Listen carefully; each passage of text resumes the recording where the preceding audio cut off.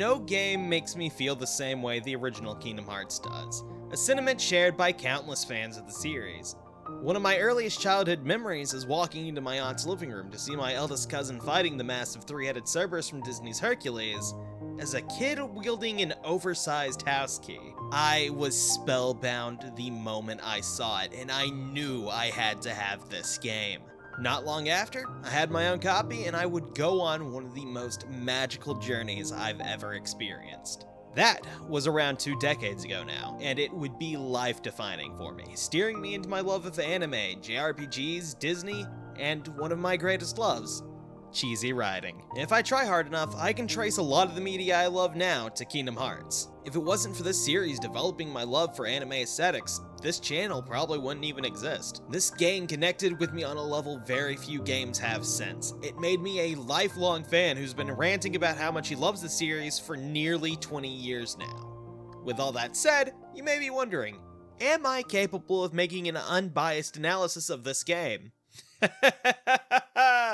Hell no. My history with this game has given me rose-tinted glasses so thick they could survive a nuclear missile or two. Time has made me more charitable to this game than it arguably deserves, specifically in the gameplay department. That being said, I realize the game has its flaws, and I will point those out as we go along. Not in spite of my love for this game, but because of that love. Of course, the affection I and many others have for this game is often drowned out by the legions of people endlessly droning on about how the series is too complicated, or the fans that are like, Kingdom Hearts 2 is the peak of franchise, no other game in this series comes close. And, well, I'm not exactly going to argue that point. These two common sentiments mean that many entries in the series, the first game in particular, can be tragically overlooked. Which is a shame because this is arguably the game that not only lives up to the series concept the best, but might just be the best written game in the franchise. And considering I'm not one of those people who thinks the writing of the series is trash, I actually think that's kind of impressive. And because of that, I'm not gonna stand for it anymore. Kingdom Hearts is more than a series that's just flashy action games. There is a level of care, nuance, and theming here that most people choose to overlook because, haha, funny Mickey Mouse game. And so, in front of you, the court of the internet, I'd love to present my case. An argument for why the Kingdom Hearts series doesn't get the respect it deserves, and why chief among them is the first game. Maybe, possibly. We'll see as we make more of these videos. For now though, buckle up, because it's time for me to tell you why there has never been another game like the original Kingdom Hearts.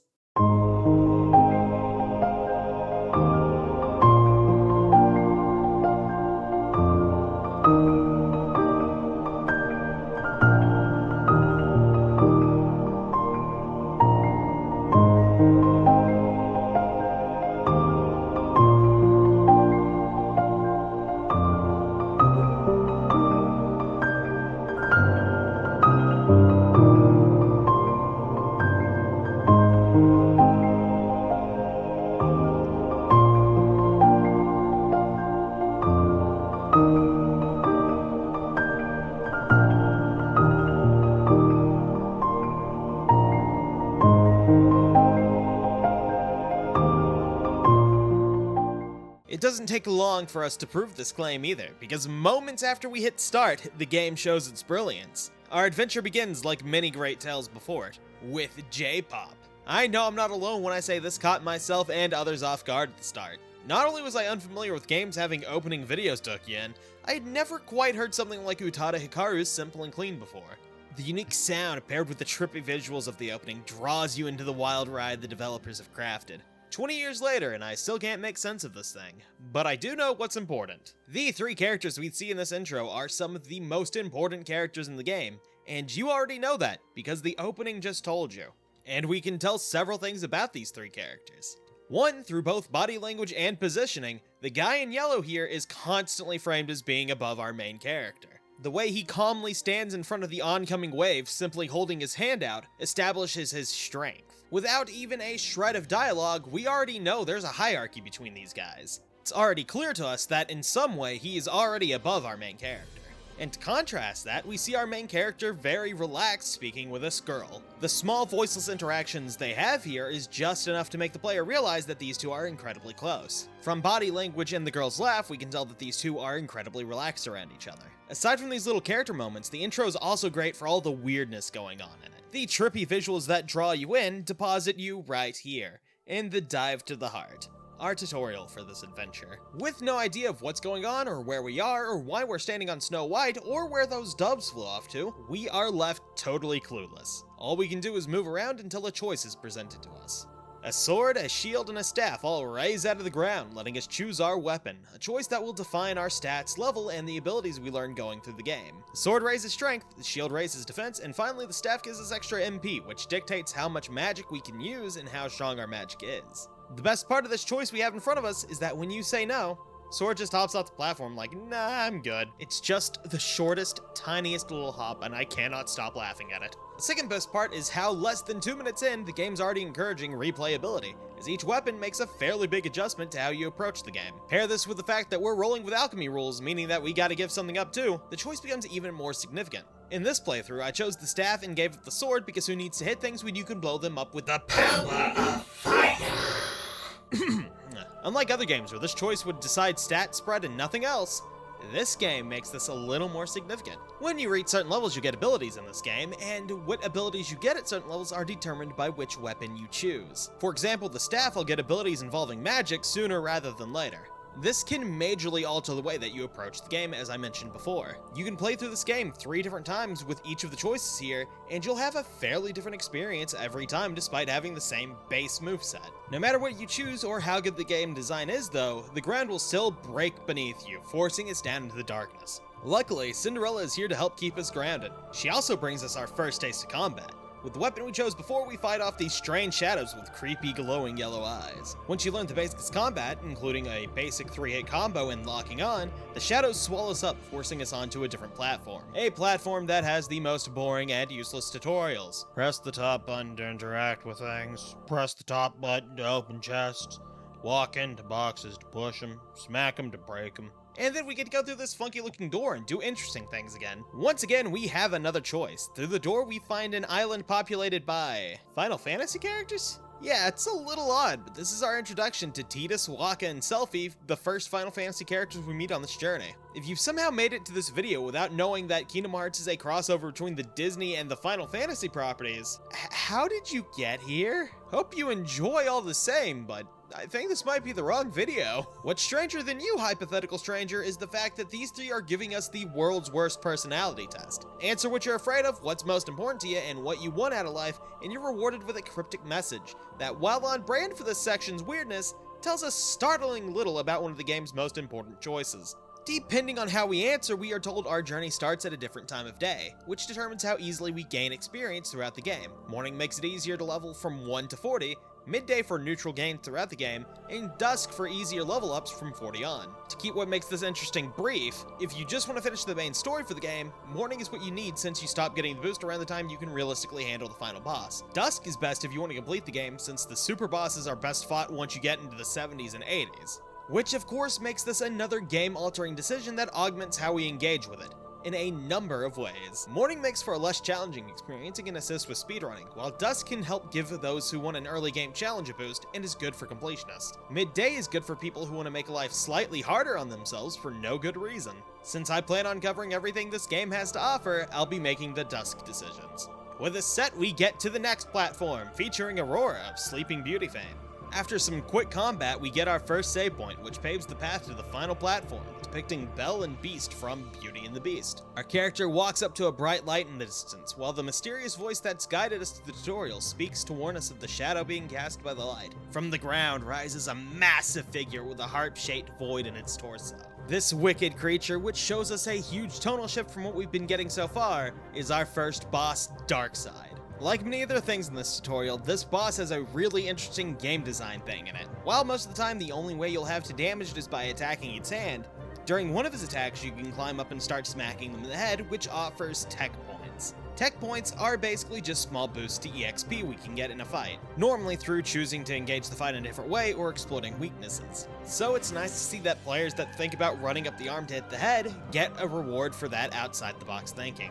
And that bit of diversity is needed for this fight because calling it a fight is a big overstatement. The big guy goes down easily. But if you somehow fell asleep while playing and slept long enough to actually die to him, You can play on even if you lose. The devs aren't trying to test you just yet, but are more than happy to give you XP if you're capable of beating this thing. Which you are. Win or lose, we get swallowed up in the darkness while the mysterious voice tells us not to be afraid because we have the mightiest weapon of all. Which is nice foreshadowing and one of the earliest tells at what this game is really about. Finally, the tutorial draws to a close, where we find out it was all a dream, because our main character wakes up right on the island and immediately tries to go back to sleep, and if that's not a mood, I don't know what is. He is so rudely spooked by his friend and love interest Kairi, who finally gives us a name for our character here. Let me properly introduce you to Sora, a cheerful, happy-go-lucky island boy. For now, we get to see him dealing with Kairi teasing him and explaining his weird dream and talking about exploring the world before his other best friend, and depending who you ask, true love interest, shows up. Meet Riku, the older, cooler, and all-around more competent kid on the island. He's here to poke fun at his friends for not helping out with the raft they're building. Why are these island kids building a raft? Because Kairi is an alien. And they want to see where she comes from, and whatever other worlds they can find. Is it an even remotely good plan? No, of course not! If things did get weird, this would be one cautionary tale about not leaving your kids alone to play on a deserted island. Maybe Sora's mother doesn't deserve sympathy. Kairi prompts the three to race, and they take off to get to work. And even this little moment here is brimming with character. Sora runs looking straight ahead, full of excitement, and his only thoughts are on giving it his all. Meanwhile, Riku faces his friends while running. Give us the idea of how much his identity is wrapped up in them. Whether what he's feeling here is simple joy, competitiveness, restrained homosexuality, it's evident that Sora and Kairi play a key part in who he is. Take note, it will be relevant for later. Not the homosexual bit. If you like to ship it, more power to you. It's not what we're rolling with here. This is all packaged for us with some really solid dialogue for the most part. A point that I will most definitely not always get to praise this series on. The playful banter between the friends is incredibly charming. Give me a break, Kairi. Sorry, you lazy bum. I knew that I'd find you snoozing down here. And you're just as lazy as he is. So you noticed. In one conversation, these three feel like they have been friends for years, and we immediately are clued into their dynamic. Capturing pre-existing relationships through dialogue isn't always a simple thing, but they did wonderfully with it here. And not only did it establish character great, we also get clued in on their motivation. I wouldn't mind going to see it. I'd like to see it too. Along with any other worlds out there. I want to see them all. We already know who these characters are, how they relate to each other, and what they want. And it's all packaged and delivered to us naturally in less than 2 minutes, which is really great writing. We even get a few subtle character details from the lines. Sora mentions worlds apart from Kairi, cluing us into his curious and adventurous side. Riku's been working on the raft by himself, so he's the kind of guy who gets things done even if he has to get the job done himself, which he follows through on with how he approaches problems in the story later on, preferring to handle things himself. It also sets him up as sort of the boss of the group, or at least he is in his own eyes. He's looking out for his younger friends and putting in the work so they can have a grand adventure. And what do we learn about Kairi? She's sassy and fun and maybe a bit more passive than her friends. It's not much, but she is fun and easy to like. Man, I'm going to miss her having personality later. And finally, we get our title drop after 13 minutes. This is gonna be a long one, isn't it? Finally, we get to our first proper world of the game, Destiny Islands. Kairi clues us into needing to get more building materials for the raft. 2 logs, a cloth, and a rope. And with that, we are off to collect. Pretty quickly, we see evidence of how good the level design of this game is. Just as great platforming games don't require tutorial, neither does Kingdom Hearts 1. This is all due to the island here being broken up into segments of different heights. It's a subtle thing, but helps to get the player used to Sora's jump as you navigate the beach. I'm not about to pretend this game's depth of movement is incredibly nuanced, especially early on, but it's good to see a well-crafted environment to help you adjust to the most fundamental of movement. You probably never noticed this little game design trick helping you due to all the ways they managed to make the environment look lived in. Those sections of height differences? They're man-made in the context of this world, with stairs and a simple board to help navigate the island. Using these is less convenient though, so the subtle lessons of jumping aren't hampered by these details. You're still gonna choose to hop around on the different levels. There is no better example of this than the shack, this incredible, barely held together bunch of planks. The island has this one platform that is too tall to jump on that has 2 ways of getting to. First is simply going into the shack and taking the stairs up there, which involves 2 loading screens. While that's not incredibly pace-breaking, it is enough of a nuisance to want to provide a different solution. And what solution do we have? Well, simply hop up onto the shack and onto the platform. Short, simple, sweet, but it is incredibly important for inexperienced players to have this simple shortcut to help teach them how to engage with the world in a deeper way than taking the simplest path. To add some life to the environment, we also have the other inhabitants, the Final Fantasy characters Sora saw in his dream. They add pretty much nothing of note to the story aside from informing us of the status quo of our main trio. They are great for giving us optional combat challenges. All three give us the option to fight them and make us engage with combat in different ways. Wakka is the most unique. He attacks like he does in his home game of Final Fantasy X by throwing his Blitz Ball at us. The fight is simple enough. Dodge when he throws the ball, go in to hit. But he has two good mechanics to help keep you on your toes. The first is his melee attack. Staying too close to Wakka for too long has him do the spin that keeps him from taking damage, and more importantly, hurts like hell. So we need to get some distance, allowing him to throw the ball at us somewhat safely again. But that second mechanic I mentioned is where this gets interesting. An experimental player may try to hit the ball back at Wakka, where they are rewarded with tech points. Just importantly, doing this stuns Wakka for a few seconds, giving you time to head in and wail on the guy for a bit. This one little optional fight is our grand reveal at some of the depth of this game's combat. The game will reward us for understanding enemies' attack patterns and movement, giving us moments to counter them, and making fights easier in general. Tidus teaches an equally important lesson here, not to swing wildly. He has an attack that lets him dodge out of the way before going in for a big strike. Since he doesn't stagger from every hit, the player has to be mindful of when they attack him. Like Wakka, some of his attacks can be parried, reinforcing the idea of that mechanic in the player's mind. In comparison, Selphie is kind of a pushover. Nothing about her fight teaches you anything interesting, but she has one attack that does help prepare the player for something later on. This one attack has her swinging her jump rope around her head while she charges towards Sora, and the best way to deal with it is by parrying it. A boss we'll be seeing a little later on has a very similar attack to this, so the fact we can get a little practice for that now is great. That's not all for the optional fights though. Nope, our final fighter is Mr. King of the Island himself, Riku. He hits hard but follows a pattern and only attacks with fairly slow wide swings. Aside from this, he has a counter kick that he does after being hit a few times, making combos mostly unsafe. The lesson here is to be patient and look for weak points, and once you have those down, Riku is a piece of cake. Something people who've played later games in the series may not realize is that Kingdom Hearts 1 is a much slower and more methodical game than any other game in the franchise. Swings are low, take their time, and leave you open. You have to be mindful of when you attack in this game, otherwise you are left open for big attacks. And especially if you're playing on higher difficulties, that health bar will disappear in seconds. And finally, with all this tutorializing out of the way, we can explore a bit more, where we get all the items we need and we return to Kairi to end the day. As the sun sets, the trio talks more about their plan to see other worlds. Riku is by far the most driven and is intently curious about why they weren't born on some other world. His simple desire to see other places and ponder on his place in the universe are incredibly relatable to a lot of people. The young Riku is old enough to begin philosophizing on this thing, and is in the process of constructing his identity. Sora reacts to his philosophizing by laying back because he really doesn't care so much. Our boy's all in for adventure without all the thought that Riku's putting into things. Riku's drive for answers is what's leading him to seek other worlds and acts as the impetus for his story in this game. And we see how much the idea of exploring means to him here. You've been thinking a lot lately, haven't you? Thanks to you. If you hadn't come here, I probably would have never thought of any of this. Kairi, thanks. As a side note, I love the eye roll Sora gives here. I miss him having these sassy moments in the series. It perfectly captures the energy of a 14-year-old.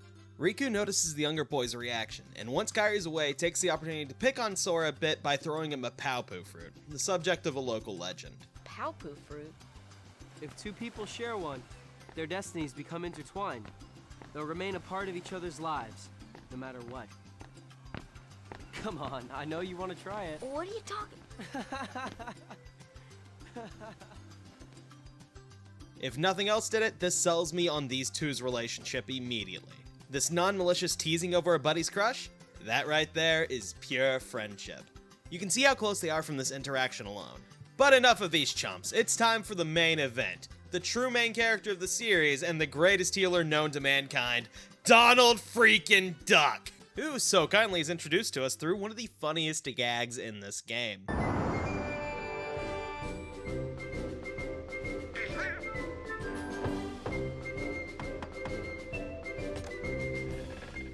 It's so weird and stupid, and I love it. What Donald here doesn't love is the fact that the king, who's obviously Mickey Mouse, is missing. He runs to get the help of the only knight in the castle, Goofy. And through a moment of fun slapstick that helps us understand the dynamic of these two, we learn that Donald is a mage in this game. These guys have the same comedic chops as they do in the cartoons, but I'll let them speak for themselves. Problem, Goofy. But don't tell anyone. Ooh, Queen Minnie? Not even the Queen. Daisy? No! It's top secret. Oh, good morning, ladies. What?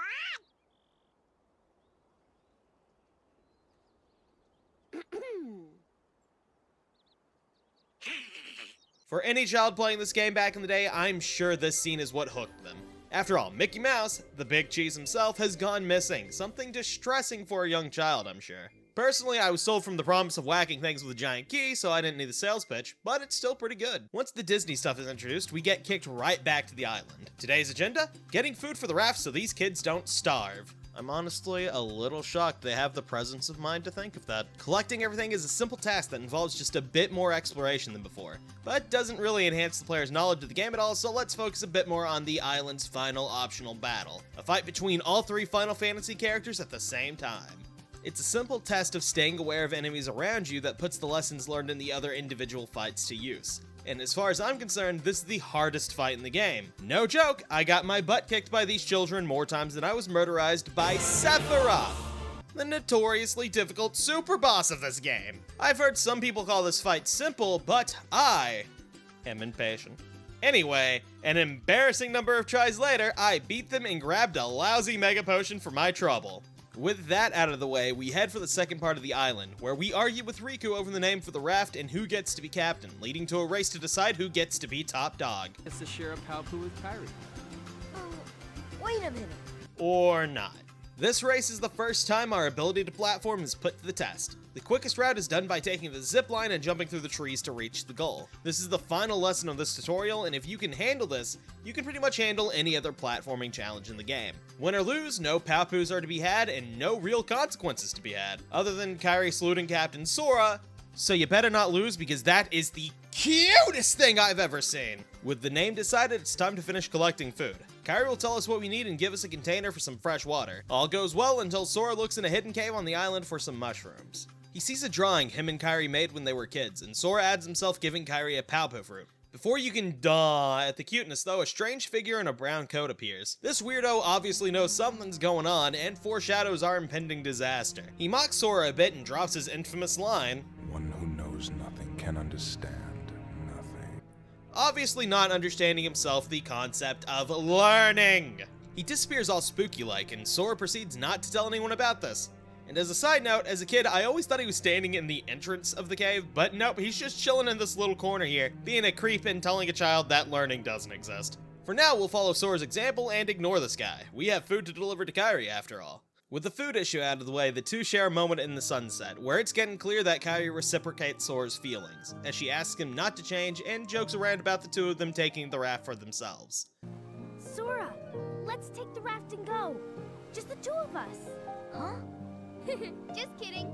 Her enthusiasm for the adventure is lovely, and it really endears the player to her. Kyrie will be playing the part of damsel in distress for this game. And while that trope itself is far too played out, I can still appreciate them taking the effort to at least making us give a crap about her ourselves. But enough of the silly anime character bullshit. Let's get to the hardcore Disney guys again. Mickey left a letter for everyone where he tells his trusty court mage that the stars are blinking out and he has to figure out why.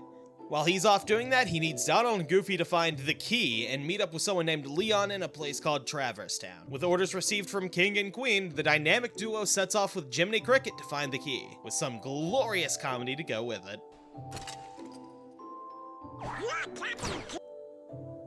Jiminy is the first actual look into the stakes of this game, as he comes from a world that disappeared. We get some slight world building from Donald and Goofy about protecting the world order by not telling people about being from other worlds. This bit of world building will be trashed in about an hour and pretty much only serves to build up a small character moment, but in retrospect it tells us a lot about the history of the game's universe, but that is not a topic for this video. Finally, the two hop into their ship and I'll let the moment speak for itself.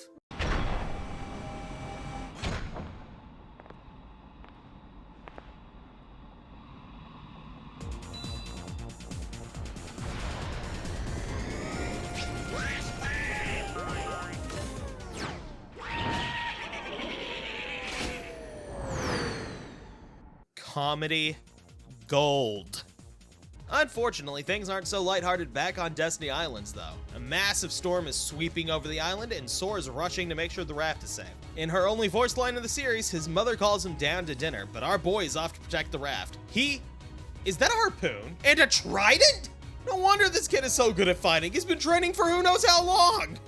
Sora can't deal with the storm at the islands, though, as a giant shadowy ball of death looms overhead. He sees that his friend's boats are also docked here, but before he can look for him, the shadows from his dreams spring back up and attack. Try and fight back. I dare you. Sora's puny wooden sword isn't enough to hurt these things. Luckily, we can see Riku off in the distance. He'll know what to do, he's Riku! He always knows what to do! But time for a bit of payoff from earlier. Remember how driven Riku was to get off the island? Well, now he's talking like the hooded guy from the cave and saying that they will get to go to other worlds with us. Frankly, I'd find it concerning if my best friend suddenly started sounding like a crazed lunatic when everything was falling apart, but hey, that's just me. He even acknowledges this could mean never seeing the islands again, but his drive is pushing him through any of that uncertainty, and he will not be stopped. The two begin to be swallowed by darkness, and Sora tries to take Riku's hand, but a light flashes in front of him and Riku is suddenly gone, taken by the darkness. But I guess the trade-off for this was Sora now having a huge key in hand. The word Keyblade echoes through his mind, and now those shadows are little more than cannon fodder standing between Sora and Kairi. The secret cave from earlier now has the door from Sora's dream in front of it.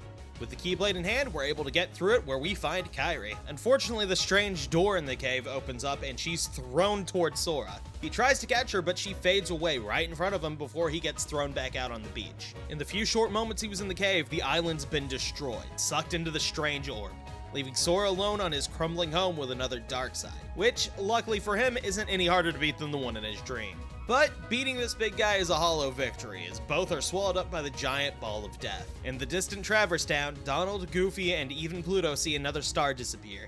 And now we understand exactly what our unknown antagonists are trying to do. We can now say for certain that these creatures are snuffing out various worlds. And can I say, that was one hell of an intro. Everything you need to know about the game is so simply explained to you, arguably more efficiently outside of the tutorial through the optional fights in Race Against Riku. And the story thus far is incredibly engaging. It takes only 2 scenes to get us to care about the Destiny Islands trio and understand who they are and the arcs they'll have through the game. We learn that Sora is an adventurous spirit who is generally pretty relaxed and cheerful. The scene between him and the robed man sets him up for an arc about growth. Will Sora remain one who knows nothing, or will he learn throughout his journey? Only time will tell. And me. I'll be telling you as we continue to go through the game. You're welcome. Riku's arc forms from his drive and curiosity. He throws himself into darkness for nothing more than wanting to see the outside worlds, and it will be the basis for his entire arc of this game.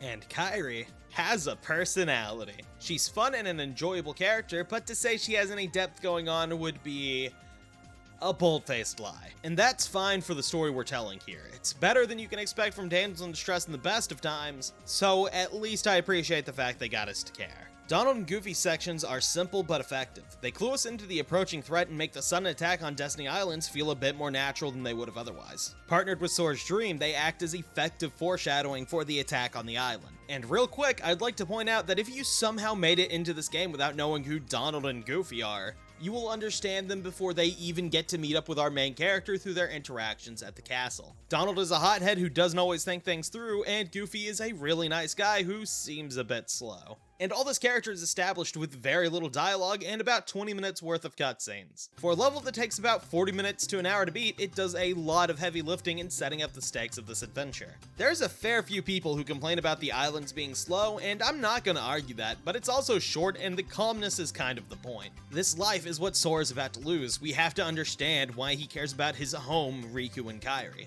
The slow pace here creates that peaceful atmosphere. Calm before the storm so we can bond with these characters a bit before they are ripped away from each other and their home. And the fact it can do this while subtly getting the player used to the game is admirable in my eyes. There's a reason I've been able to ramble on about it this long. Now allow me to rant a moment before we continue. Here's the time to skip to if you just want me to get on with talking about the game. Alright, welcome to the rant! For most of my life, I have seen plenty of people refuse to engage with this series on its level. Look, I get why. It's funny to see Disney characters put in this relatively serious plot. The game is not ashamed to lean into the cartoony aspects of Disney and the melodramatic parts of Final Fantasy. That is what is promised to us by the concept. It's not a bad thing that it does this. It gives the series a unique tone that admittedly doesn't work for everyone. I have no issues with people not being able to deal with the juxtaposition of Disney characters and the serious plot beats they are involved with here. That's fine, the series is not made for everyone. But I have repeatedly seen people use the moments where the game lets the Disney characters engage with the plot on a serious level as an excuse to overlook all of the series writing. There is a reason these games have a reputation for being confusing. It isn't just because of so many so-called spin-offs being released on different systems. That's not even an issue we face these days. No! It's because some people refuse to take these games even slightly seriously and bash on the writing and series as a whole because they couldn't be bothered to try and take a deeper look into the series simply because of its association with Mr. Michael Mouse himself. When you refuse to take a game's writing seriously, you stop paying attention. You miss things. And that's not my problem. That's a problem with you, whoever's playing it. If you don't want to engage with the game on a deeper level, that's fine. But when you don't engage with the game on the level it wants you to, and you go online and start spreading information about it, saying things don't make sense or are confusing, when the game explained it, you just didn't care enough to pay attention, that creates a negative impression that affects the series in a way that's just inaccurate. Obviously, people are free to say whatever they want, but by the same token, I am free to try and point out to everyone, maybe not everyone who bashes the series is doing so in good faith. And because of this game's premise, there are a lot of people who speak of it in that kind of bad faith kind of way. These games have their own tone and style completely independent of its roots, and if you take just a few minutes to think about the game you're playing, you'll realize that the devs and writers actually give a damn about this game and this series, and put in the work to make people care about this world and these characters. So if you're one of those people who just go around trashing this game, please, I beg of you, next time, don't just call the writing trash. Just say it isn't for you. There's a lot that this game series does well. Unless you're just being a dick about it, in which case you are being sentenced to 1,000 paper cuts and a bath in lemon juice. For the record, I don't think this actually applies to all that many people, but after 20 years of stockpiling my frustrations with those who refuse to engage with the series, I had to get that off my chest. Some moments are tonally odd and are indirectly kind of funny because of that, but using them as an excuse to mock the series' writing as a whole isn't really fair. Anyway, thanks for listening to the rant, let's get back to the game. While Duck and Dog and less sentient dog seek out Leon and the key, Pluto runs off to a back alley where he finds an unconscious Sora. After waking him up and running off, Sora is alone to explore this new world by himself. If you played this game before, I don't have to tell you that Traverse Town is the definition of comfort. The buildings and cobblestone streets are characterized by a pleasing color palette. The gentle glow of the orange lamps feels soothing. It's a stark contrast to what we've just been through, a safe space to let us take in all that's happened. Nowhere is that more evident than the accessory shop.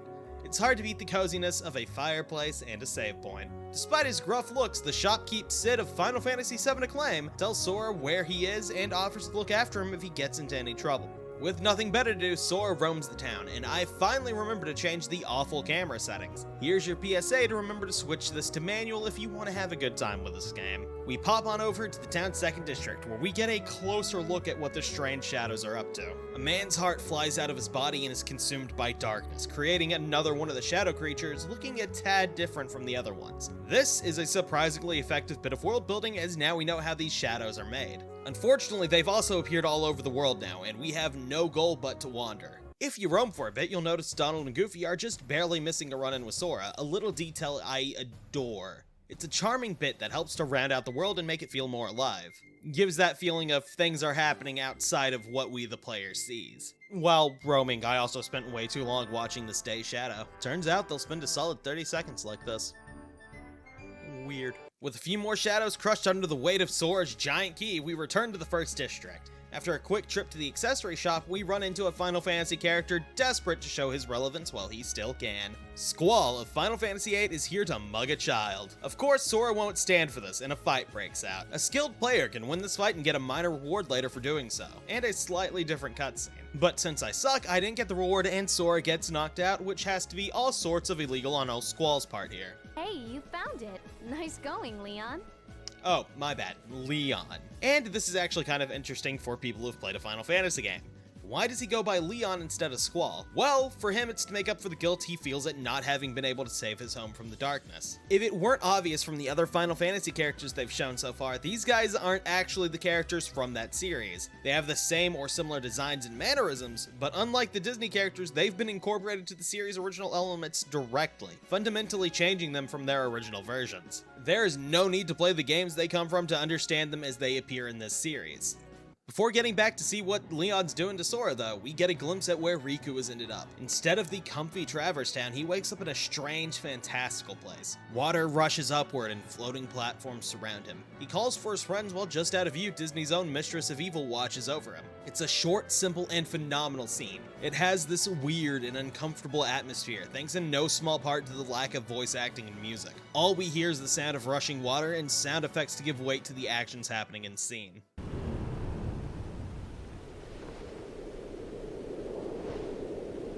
You can't help but feel poor Riku here has gotten the short end of the stick, and it creates immediate drama by showing his circumstances being far less safe than Sora's, especially given who's stalking him. It's not all doom and gloom though, as we get a very humanizing moment from Riku here as he calls out for his friends before letting the weight of what's happened dig into him.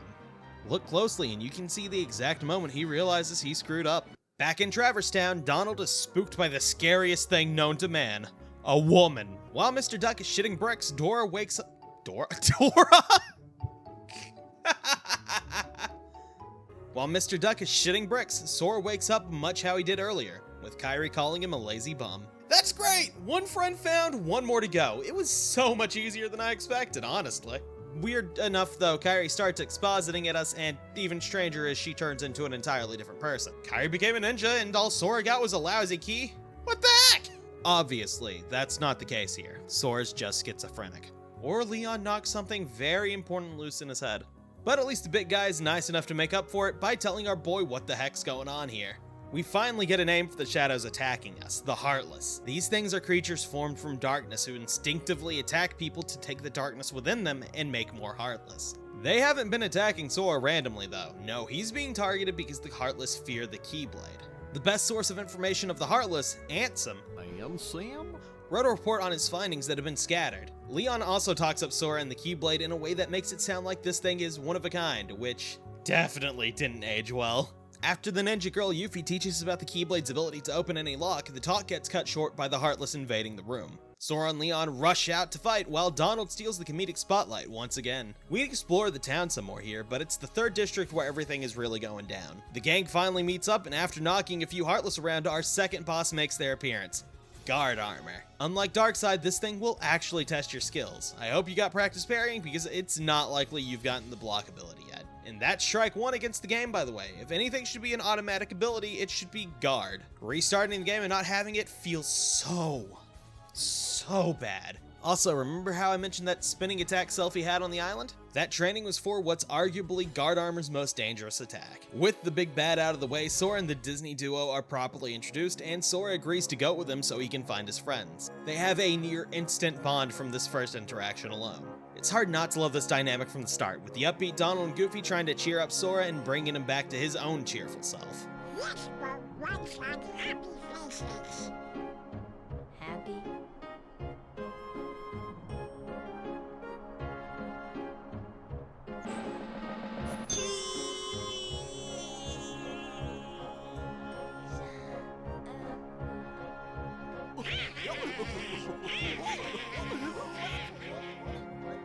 By the way, in case you thought they were joking, trust me, the smile rule is very literal. Just as good though is what comes next. It's revealed to us that several Disney villains have been observing Sora and the gang and discussing how to handle them. Maleficent doesn't seem terribly concerned about him and even sees an opportunity in his survival. This is positively exciting, just the tiniest bit of anticipation building for the confrontation against these guys later in the game. For a kid, this is the perfect way to hype up where the game is going. And now as an adult, I can see it for the simple yet effective setup that it is. That being said, Hades, the guy with fire hair, is in silhouette, which is insane. 0 out of 10, Kingdom Hearts was a mistake. To be a little more serious though, this is the perfect way to close out the first act of the story. Kingdom Hearts 1 breaks down neatly into a 5-act structure that I'll be drawing attention to on occasion as we discuss the narrative. Everything we've covered thus far is all Act 1, the intro. We get the status quo on Destiny Islands, which also teases us on what's to come with the tutorial. Further, it gives us a first-hand look at the threat the Heartless present. We get introduced to and understand everything we need to know about the Destiny trio, Donald and Goofy, and the motivations here. Traverse Town gives us just enough answers to make the goal and what we are fighting against clear to us, as well as giving us a sort of home base for the rest of the game. We have a goal in mind, not just fighting Sora's friends, but as players, we've seen our big bads now and know that Maleficent is our current end goal. We still don't know at this point how she's connected with the Heartless, who are destroying worlds and killing people, but we know that there is some kind of connection there as they're both our antagonistic forces. Whether the game's hooking you in by the personal narrative of Sora finding Riku and Kairi, or through stopping the Heartless from destroying the worlds, chances are any player is going to be invested at this point. Heck, some kids might even be more interested in finding Mickey Mouse here. You might be wondering if the game's narrative can keep concise considering we have these 3 different plot threads to follow. Well, Kingdom Hearts 1 handles this in a much simpler and elegant manner than any other game in the series. You see, while the question of where the king is and saving the worlds are still important to this narrative, they are all framed through Sora's search through his friends. That is what motivates him, the character we control. So while there are a couple of different things going on here, it all stays concise because we see everything from our main character's perspective. Speaking of which, he's also the common plot device that linked the 3 together. Sora has the key that Mickey told Donald and Goofy to find. He's also the big threat to the Heartless, the things destroying the worlds. And I don't really have to explain how he relates to the Kairi and Riku plotline, do I? Sora, not only as a character, but as a plot device, managed to keep all of these things neat and tidy for us. Nothing gets neglected, because Sora is at the heart of everything. But enough about talking about Sora as a narrative tool, it's time to get on with this adventure. Finally, it's time to leave Traverse Town. But before we go, Donald and Goofy teach Sora fire magic and how to dodge! I'll be talking about magic more in depth once we get the whole spell list, so let's table to talk about fire for now. With that out of the way, the gang heads out, which brings us to the world map. Right away, we are presented with a choice. We can't tell right away which worlds these places are, so the only thing we can really go on are these stars up here, which kind of tell you the difficulty of each world. And yes, I'm about to praise this little bit of game design, how could you tell? The game presents the player with just enough information to make an educated guess about what they want to do. A player who wants to challenge themselves can head onto the lower path to handle the more difficult fights, while someone looking for a smoother time can head topside for a more natural level progression. And of course, that's just taking first-time players into account. A choice presented in a level select like this is extremely good for replay value, since it lets you tackle worlds in differing orders, letting you experience them with different skill sets, depending on the choice from the start and your level. The game just keeps adding on these decisions that let you just customize and tailor your experience to each playthrough. It's not really a mystery how, after 20 years of playing this game, I still keep coming back to it. And this approach to game design carries through most of the entries in the series. That's enough nerding out for menus now. Let's head topside to experience every player's favorite part of this game, the gummy ship. Over the years, people have called these parts tedious and forced and slow and boring. And to those people, I say, yeah, you're kinda right. I get that they're supposed to help you feel the distance between the worlds and help break up the gameplay and keep things interesting for the player, but it doesn't change the fact that, especially early on, they can drag. The main issue here is the starting engine is really weak and there's only one of them, making the ship go slow as hell. Having said that, I love the gummy ship and wouldn't change it for the world. There's just something so charming about a spaceship made of blocks. It captures the heart of childhood imagination in this simple little machine that makes me smile whenever I see it. I enjoy jumping into the ship editor and putting together weird designs that I don't have the artistic skill to make look good. I enjoy doing the little optional challenges each world has. I enjoy editing the ship to see all the abilities, cool gadgets, and weapons you can put on it. I definitely enjoy putting more engines in so I can zoom between the worlds. Seriously, after putting up with how slow it can be at the beginning, when you get those extra engine gummies and just start flying, it is magical. And they're also good for getting through the sections faster if you don't like them, so have fun with that. We don't have those at the moment though, so whatever your reasons for wanting them, we just gotta chart our course as is. And yeah, it's pretty quick to see the slowness and easiness of these courses in action. Even a gummy ship lover such as myself will tell you that these courses, especially early on, don't really engage the player. It's just slowly flying along while enemies that really really don't want to hit you pass on by. While I think it gets way more fun if you get into the gummy editor, the only thing really prompting you to do that are the gummy ship missions that the worlds have, which only reward you with more gummies, so there isn't really much reason to do this aside from personal enjoyment or achievement hunting. You really have to make your own fun with this thing, which most people have no reason to do so.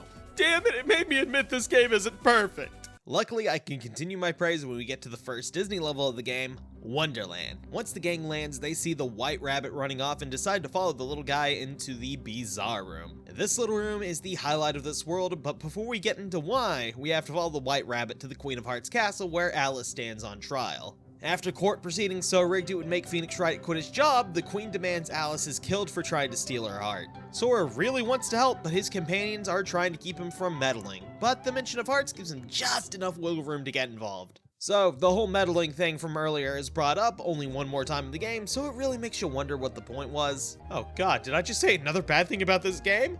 Someone quick, call a doctor! Or better yet, let's get a Keyblade wielder on the case, because Sora is on the job to save Alice, who's locked up while we search for evidence to prove her innocence. Fun fact, if you talk to her without getting the evidence, she will give Donald and Goofy a bit of a crisis, since she traveled from her world to Wonderland without a gummy ship. Nice little thing to help build up Kingdom Hearts' own separate continuity from the Disney stuff. Wonderland is just as odd as you might expect. The whole world essentially acts as one big puzzle. Many of the paths between rooms actually just lead back to the Bizarre Room, although flipped into a different state.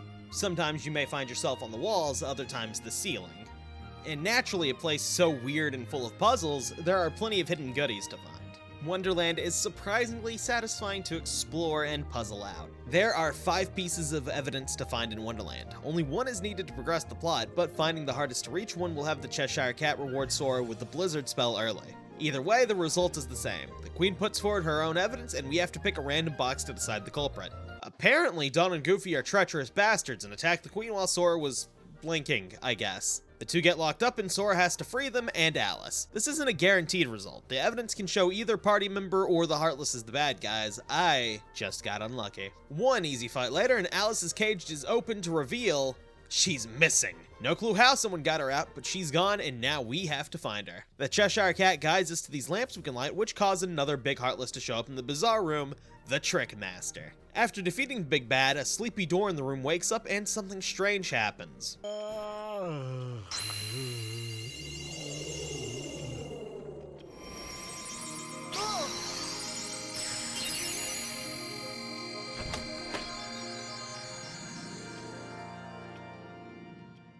We aren't too sure what happened here. We will find out in due time, though. More pressingly for Sora, though, where's Alice? Well, the Cheshire Cat is nice enough to clue our heroes into the fact that the Shadow stole her. Why? We don't know yet. But it's fascinating that our first adventure to a Disney World ends with us doing something we don't understand and completely failing in our own personal goal. This early on, and we are already learning that not every world will end with a nice and tidy bow on it. Things that happen in one world can affect the events happening outside of them, even if only slightly. The denial of resolution is really interesting. It gets people more invested in this game and builds the setting up in an interesting way that later entries don't always succeed at.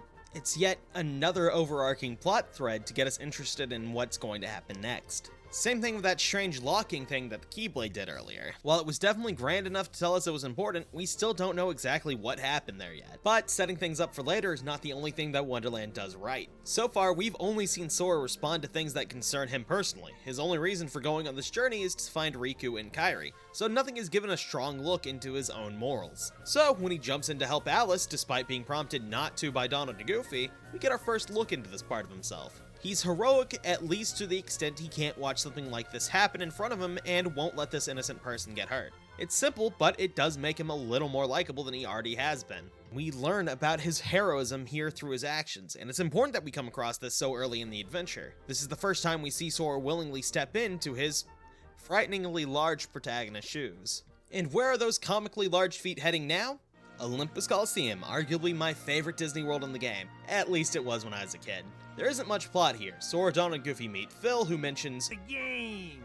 He ends up insulting the trio, and Sora wants to prove to the old goat that they are bona fide heroes. He gives the three some training, but still refuses to let them in the game. Yes, I'm doing that every time I can. You're welcome. As a consolation, he gives us the Thunder Spell, which is arguably the most useful offensive spell in the game, so all is forgiven. Luckily, local nice guy Hades has our backs and gives our not-quite heroes a ticket in. Phil can't object to the rules, so we are in this thing! And it's not just the trio. Arguably the most famous face in the Final Fantasy series is here. And whoo, he is edgy! This is how I was introduced to Cloud Strife as a kid, and he is the coolest looking guy a 5-year-old could imagine. Despite being about as far away from emo as a personality could get, I love edgy aesthetics, and this Cloud design really scratches that itch. And I didn't realize it until over a decade later, but it readily sets him apart from his comparatively relaxed self in Final Fantasy VII. But to get a crack at him, we have to get through the game. The Colosseum is exactly what it sounds like. The entire world revolves around tournaments to fight through, with each round having a different variety of Heartless to deal with. While fighting through this particular gauntlet, Hades and Cloud watch from the shadows. Mr. Lord of the Dead here wants Cloud to kill Sora in their fight. Surprise, he didn't help us out of the kindness of his heart. Like Leon, Cloud himself is another win-or-lose fight. Naturally, I lost because I'm what the kids call hot garbage. But all is good because I think the losing cutscene is actually better than the winning one. He raises the Buster Sword over Sora's head to raise the age rating of this game, but decides that child murder isn't something he wants on his resume. Hades is all in for the child murder though, and sends Cerberus to kill Cloud and the trio. Just in time, Mr. Big Shot hero Hercules himself is here to save the day. The gang escapes while Hercules protects Cloud. After getting the chance to heal up, they rush back inside to tag out with Herc. He takes the chance to get Cloud to safety and lets Sora and friends finish Cerberus off. After shoving the dog's noses into the proverbial crap, they pat themselves on the back for a job well done. And with this accomplishment under their belt, the stubborn Phil is forced to declare them junior heroes. Apparently beating up the Guardian of the Underworld is impressive, but not enough to be a hero. Stubborn old goat. And so the gang leaves, wondering what makes someone a true hero. While Hercules lets Phil in on a little secret. Just between us, I'd already worn Cerberus down by the time the little guy jumped in. My lips are sealed. Even if it's small, these little moments make it really feel like Sora's forming a bond with these Disney characters. It elevates them from the simple set dressing and cameos they'd be otherwise, and makes them feel like actual characters in the series. On the way out, the gang runs into Cloud. He tells us how he failed to take advantage of the power of darkness and was consumed by it. Sora reassures him by saying that he will find his light again, and relates to Cloud by telling him that he's looking for his own light as well. The two-part, and Cloud actually smiles for once in this game, and we are finally free to leave.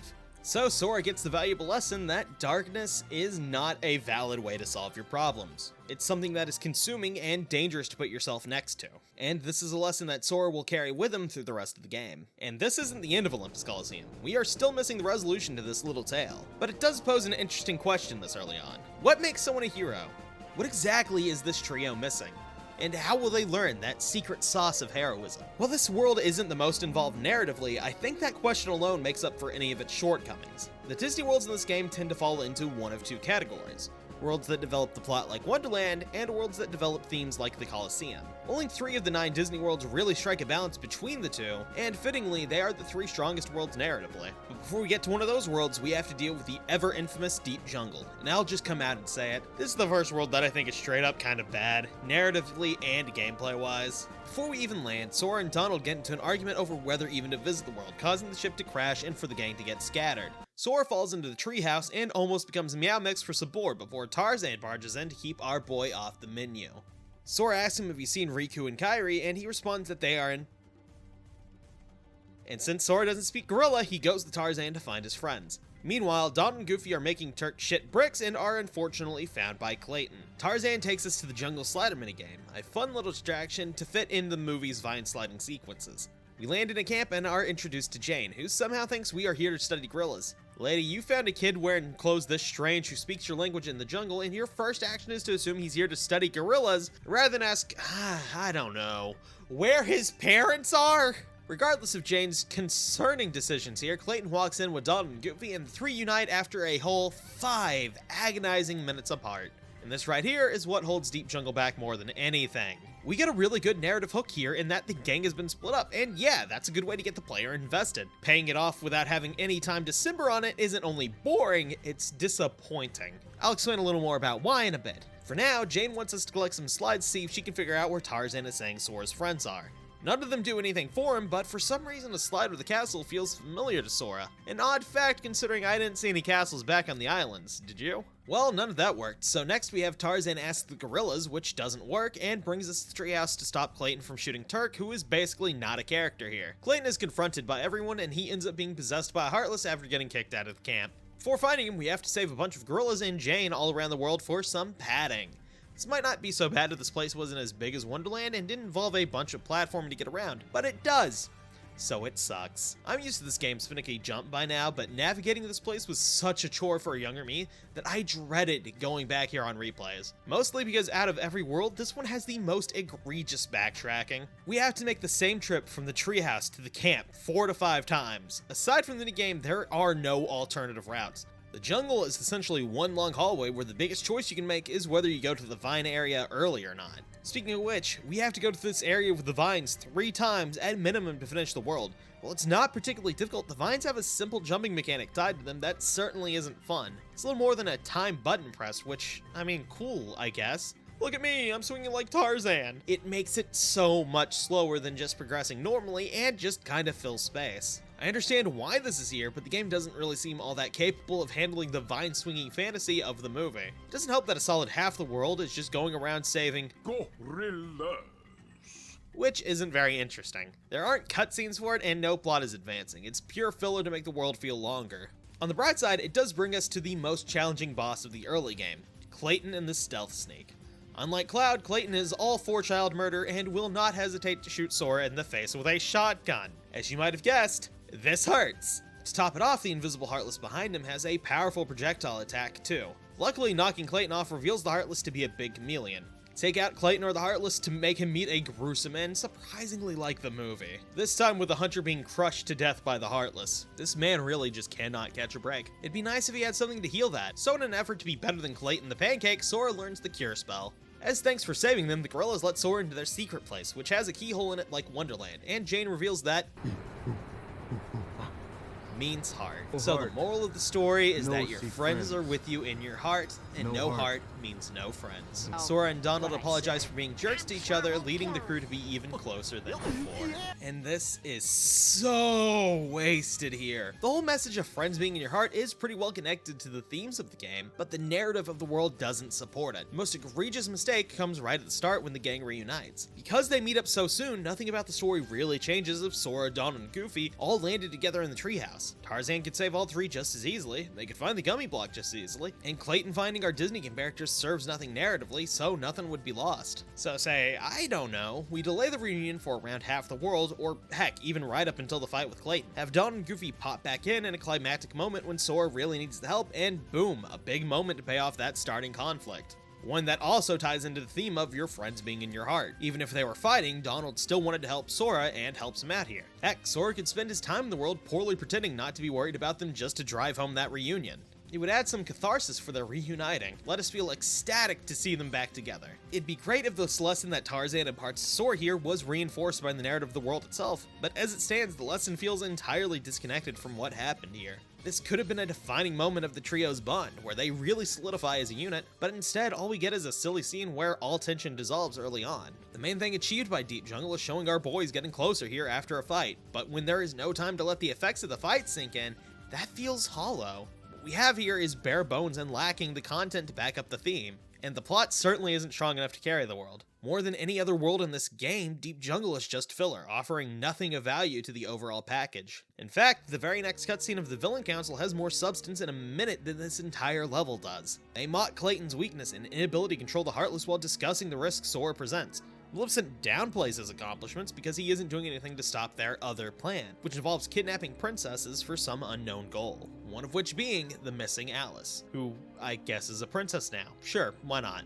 More importantly, now we know our failure to save Alice is connected to the villains, which provides our second reason for wanting to bash their skulls in with the key. Speaking of which, on our way out, Tarzan gives us a keychain, which allows us to transform the Keyblade into a different form with different stats. This might be the most exciting thing to happen here. With no more worlds to visit and strange gummy blocks found from the keyholes, we have no other option but to head back to Traverse Town to figure out where to go next. Before meeting up with the Final Fantasy crew though, let's take a small look around the world. In the 3rd district, you may have noticed these exposed wires in the store with the flame symbol on it. Casting Thunder and Fire on these respectively unlocks new things in the world for us to see. Thunder causes machines in the Gizmo shop to be operational, letting us nab some items for our trouble. Much more interesting though is the door which brings us to a mysterious house where Sora keeps his habit of hallucinating Kairi going strong. Luckily, Goofy snaps the poor kid out of his delusions. The awkward silence that follows is filled by Merlin, who was asked by the king to help Donald, Goofy, and the Key Bearer out with some magic training.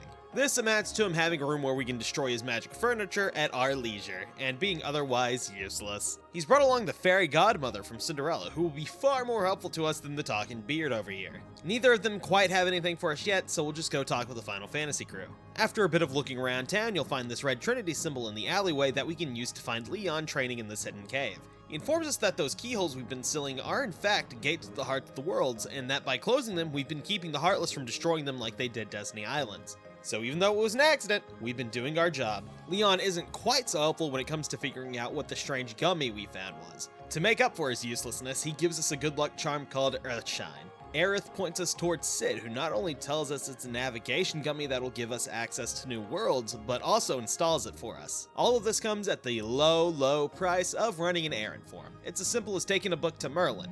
It's all about a yellow bear and his companions in the 100-Acre Wood. The 100-Acre Wood is a simple collection of cutscenes and minigames with the cast of The Adventures of Winnie the Pooh. Except Christopher Robin. There isn't enough room in these 100-Acre Woods for 2 human boys. As you might expect, the plot here is simple. Years ago, a young Christopher Robin met and befriended a group of anthropomorphic creatures, Owl, Rabbit, Eeyore, Piglet, and Winnie the Pooh in the 100-Acre Woods. Not long after, Christopher had to leave them for college. Didn't remember him doing that in the old movie, but okay. With the coming of winter and its lack of food, the starved creatures cannibalized Eeyore. Traumatized by their actions, the others developed a hatred towards humans, especially Christopher because he left him, and returned to their feral instincts, vowing never to speak again. Sorry, think I was looking at the wrong Winnie the Pooh. Why do you exist? The actual synopsis is, Winnie the Pooh's friends are all missing and Sora has to help him by finding them and playing minigames. The two have an immediate bond due to the boy relating to Pooh's trouble of not knowing where his missing friends are. We can't see most of that yet though. The gimmick here is we didn't return the whole book to Merlin. Several of the pages have been scattered to different worlds, and if we want to help the silly old bear, we have to find them. This is by far the biggest motivator to explore in the game. After all, the whole level is blocked off if you didn't find the pages. But the best part is, if you don't want to go to the 100-Acre Wood, you don't have to. The game encourages players who want to explore every world without hampering the experience of anyone who isn't feeling a trip to the 100 minigame sideshow.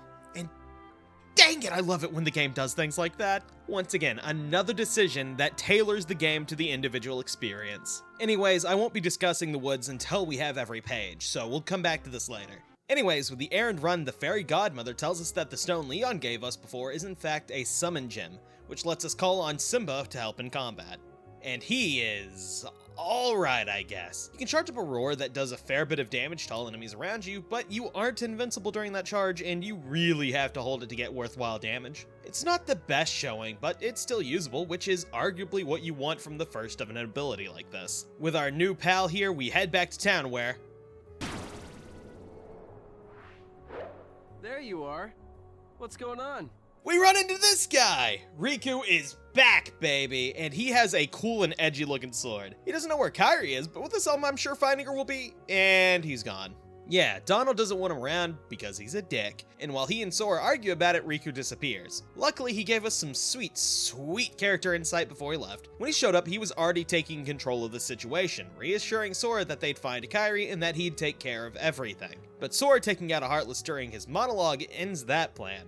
For the first time, we see Riku acting unsure with Sora. He sees that the younger boy is doing fine without him and has two new friends to travel with. The dynamic he's had with Sora, possibly for the first time in their lives, is being threatened here. Riku isn't needed by him, and that small change to their status quo, partnered with the situation they're in, leaves Riku without a clear answer about what he should be doing. It's obvious that Riku is used to being in charge, the older brother figure to his friends, given the way he so naturally asserts that he'll look after Sora. That is the basis for the insecurity he's showing here. So even though the only resistance he's getting is Donald being a grump, he does what any scared child would do and runs away from the strange new situation. Not helping is Sora's unconcerned response. He saw that Riku can take care of himself and is confident that his friend will be safe, so he brushes off his disappearance here. But in the eyes of the confused and uncertain Riku, his friend is showing a terrifying lack of care. Even if he knows that Sora has a very laid-back personality, anxiety is a bastard that tends to obscure truth. So it's not all that surprising that he reacts poorly here. It's almost tragic in its presentation, with Riku misunderstanding what he sees from Sora's reaction. This interaction is short, but it does a lot to show us just how uncertain Riku himself is. Especially given that we're about to see someone who doesn't have his best interest at heart is whispering in his ear. In addition to character growth, the scene also gives us a taste of foreshadowing, with Riku taking the Keyblade from Sora for a bit. Something that Leon commented on not being possible. Speaking of Leon, we meet back up with the Final Fantasy crew in an abandoned house in the 3rd District, where they all tell our heroes about Maleficent. They call her a witch who controls the Heartless, who forced these guys to flee from their home 9 years ago. She also happens to be watching them right outside the window. Great job at the secret base, guys! She's trying to convince Riku that Sora abandoned him. She offers to help him find Kairi and successfully sways the already uncertain boy to her side. I've seen plenty of people give him flack for this decision, but like I said, given Sora's apparent lack of concern for him, it isn't really hard to see how he bought into her lies. Unwittingly, Sora's confidence in his friend makes it look like he doesn't care, which lets Maleficent's words take root in his mind. Read the room next time, Sora! Jeez! This is one of the most telling moments about Riku's personality. Who he is and how he views himself is intensely rooted with his friends. It seems to be one of the cornerstones of his identity, and it has been shaken here. So I find a lot of people's interpretation that this is just simple kids being insecure a little uncharitable to him. It might seem something that simple divorced from the context of his life, but with that context, it becomes easy to understand why this is affecting him so much. Almost ironically, despite being the person who wanted to see the outside worlds the most, he might have been the least prepared for the changes that journey would bring. Regardless, while Riku's having his existential crisis, Cid's telling Sora to meet up in the 1st District, and the other Final Fantasy guys tell us about the wise ruler of their world. He studied the Heartless and wrote a report about his findings, which Maleficent likely has. We can't do anything about that for now, so let's check out this bell that reveals Traverse Town's keyhole. Before sealing it though, the guard armor reappears, and it's boss time. Given how much stronger we are, the fight is no problem now, but before you get too comfortable, it transforms. Excuse me! We now have the opposite armor, a powered up form of the earlier boss. Still, with our current skill set, this guy is no problem, which is a good thing actually. One of the most important things for a story to get across is progression. Narrative progression is obvious, that's the point of storytelling, but character growth is also extremely important. Video games have a crutch to satisfy this need. After all, character and viewer progression become the same thing through the lens of gaming. The unlocking of skills, abilities, and stat increases gives us a tangible and quantifiable increase to our controlled characters. So for gaming, the question isn't just about showing the progression itself, but how to get the player to feel that progression. One of the coolest ways to get the player to feel that progress is through the repeated boss fight. By simply throwing an enemy we fought before at us again, the ease with which we fell what once felt like an imposing foe tells us all we need to know. We are stronger now, and the proof is found at the enemies that lie at our feet. Also, this victory gets us the arrow spell. To celebrate our growth and triumph, we go see Cid, who's selling gummies to us at a stall now.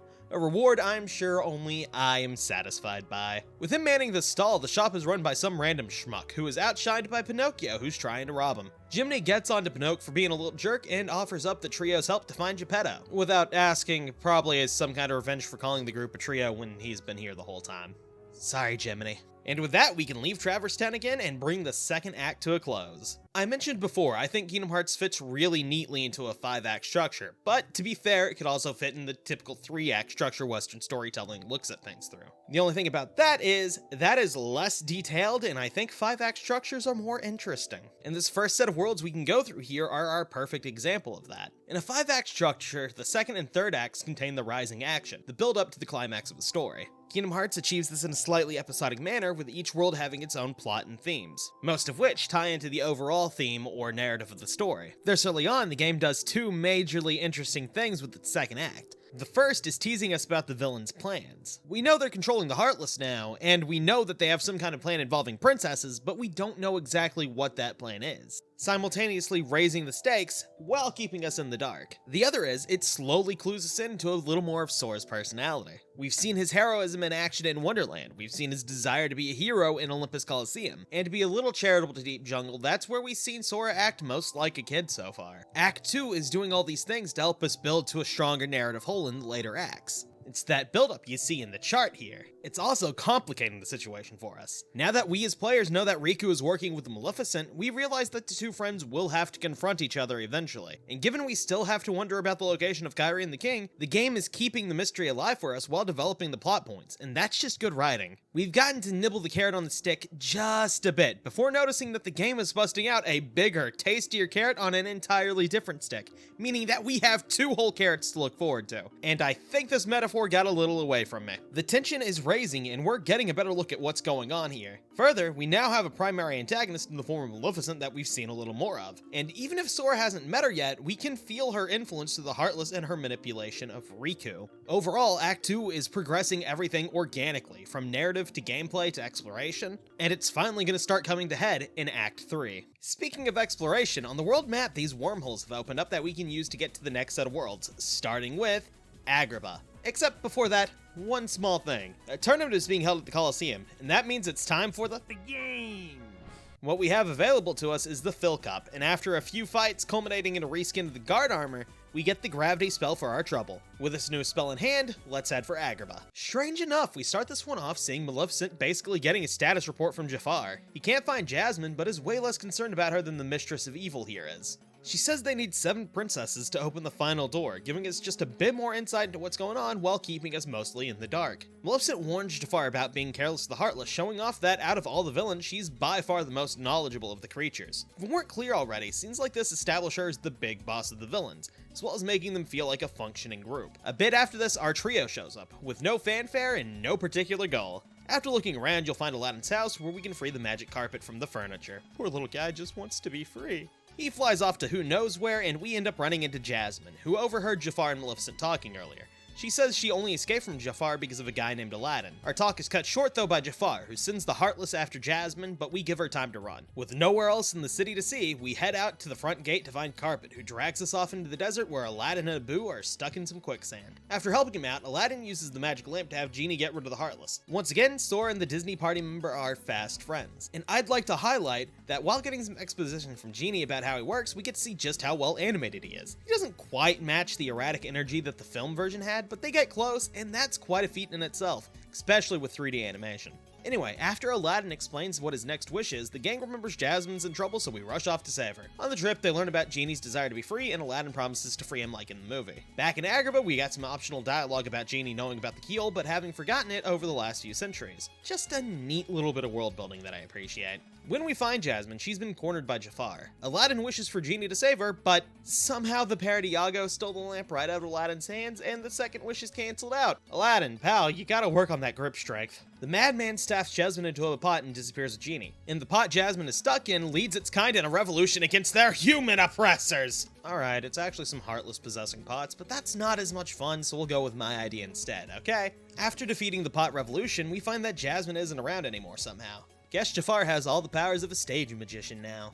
Aladdin has an idea of where to go and leads us into the desert where we get our second mini-boss, the Cave of Wonders. After blinding the sand lion, we hop into its mouth. While exploring the upper and lower levels of the cave, we break a pillar that was holding up the next cutscene.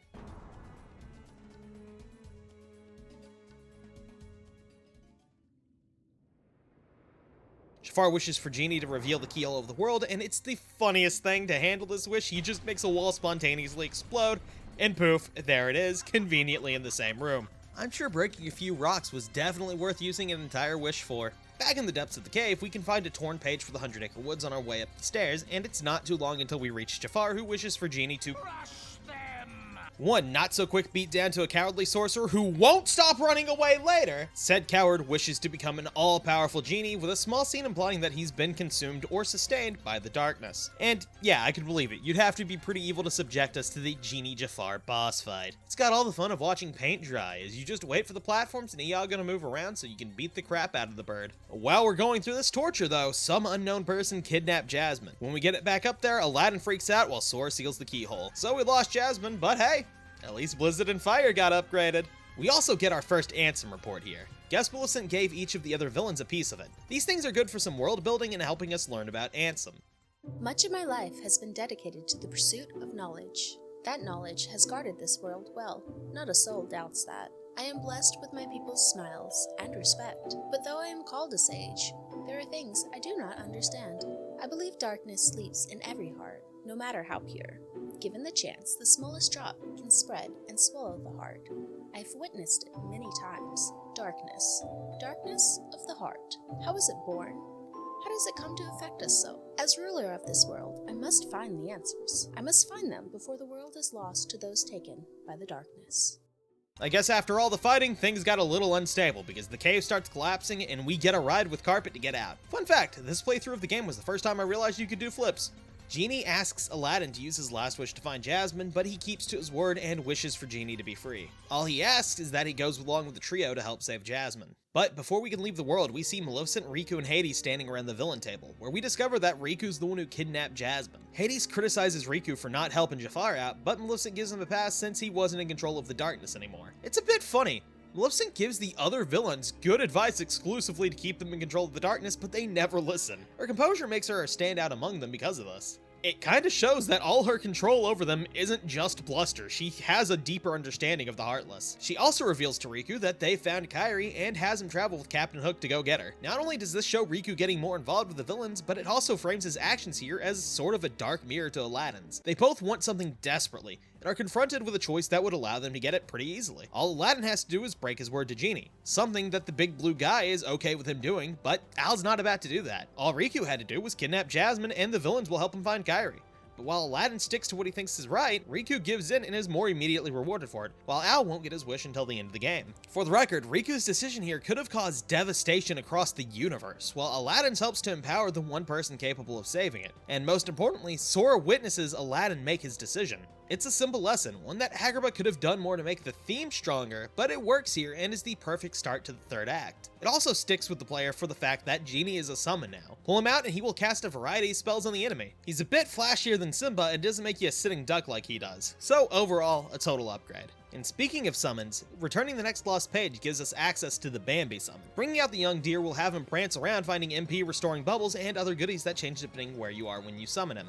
This is mostly useless on a physical build, but insane utility for magic builds. We also get a Keyblade that surprisingly doesn't raise MP, 3 wishes. I don't know why, I always expect it to, it just kind of looks like it would. It looks like it's connected to Genie, who's magical, but it doesn't, and I forget that every time. So with another world down, let's head on to our next adventure at...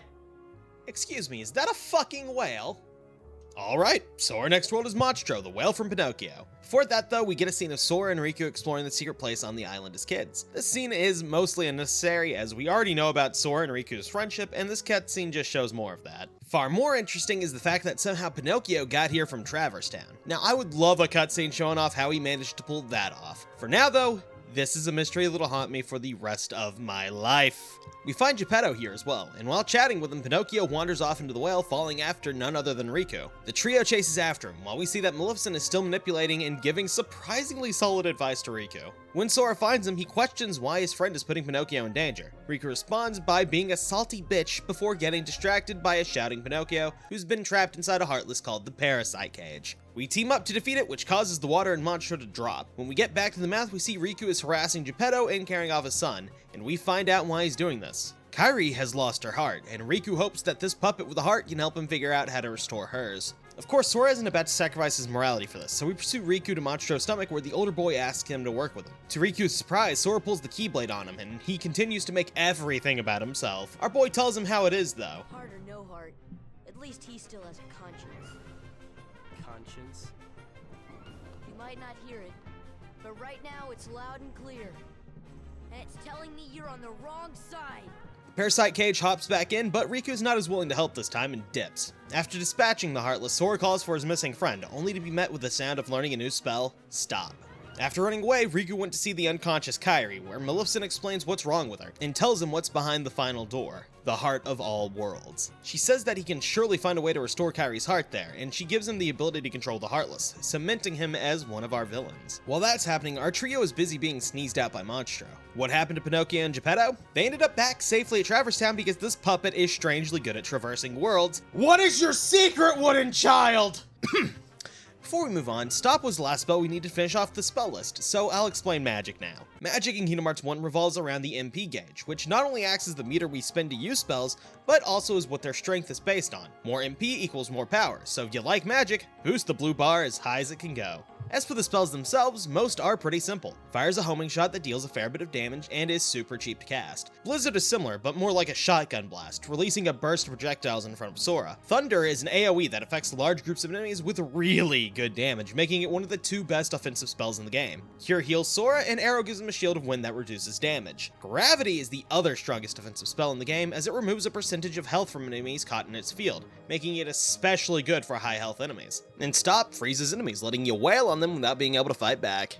None of it is too groundbreaking, but aside from Blizzard, each spell comfortably has a niche, and all of them are certainly useful. That wasn't the last bit of magic we get here though. We can get Water Gleam here, which allows us to summon Dumbo. Once again, a pretty simple summon. He lets you fly around while invincible, spraying water on enemies. This one mostly gets ignored outside of a certain speedrunning tactic, but honestly the damage is pretty good, and when partnered with invincibility, I think it's pretty good for handling some waves of Heartless. It's also time for more of the game, because the Pegasus Cup is available now. Only notable fight here is the last one where we fight Leon and Yuffie. No shame in losing this one. Leon hits hard with melee attacks, and Yuffie hits often by throwing shuriken from afar. It's a fight that takes patience, so naturally, I didn't beat it my first try. Our prize for winning the cup is the Strike Rate ability, where Sora throws his Keyblade a couple of times. Notably, it keeps you invincible while using it, so it's good for cheesing certain boss fights.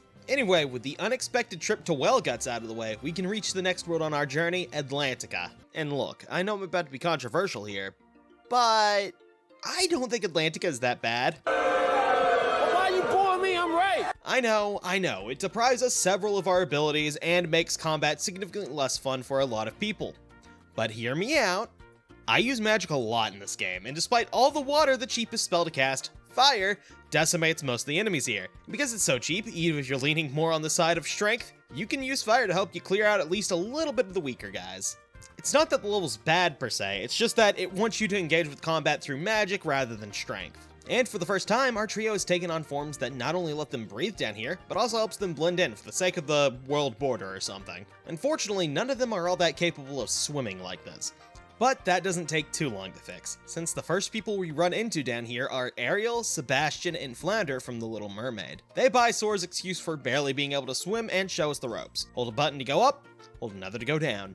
It's that simple. The lesson is cut short by Heartless we quickly dispose of, but our new friends are worried about the palace, which is completely fine. King Triton ain't no pushover and isn't about to let the Heartless into his home. A rare W for the guy. And he immediately throws it away by yelling at the trio and grounding Ariel the moment he hears the word keyhole. Just like with Genie, he knows a bit about what's going on here, and that is really cool. It's sort of the pinnacle of Disney characters being connected to the larger story. Anyway, Ariel wants to show off her cool stuff and takes us to her grotto. She tells us she wants to explore other worlds, naturally making her and Sora fast friends. Her treasure trove happens to feature another torn page, so Pooh Bear is going to have to deal with a flood in the 100-acre wood. Once we leave, we see that Ursula is spying on them as she plans to use Ariel to get to Triton. With that foreboding scene out of the way, the game doesn't really give any direction about where to go next. We just need to aimlessly wander around until we find something neat. Well, that's not entirely true. Talking to Flounder and Ariel's grotto informs us of these dolphins swing around. Kill all the Heartless around them, and we can get led around at high speed. This is the most archaic and silly means of progression in the game,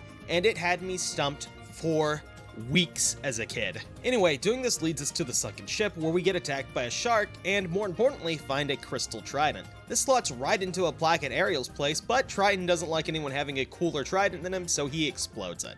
Ariel is naturally upset about this and swims away, giving Ursula the chance to manipulate her into helping get her father's trident. Well, the big guy scolds us for meddling and talks about the devastation the Keyblade can bring. Keybearer, you must already know, one must not meddle in the affairs of other worlds. Of course I know that, but...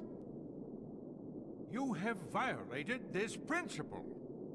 The Keybearer shatters peace and brings ruin.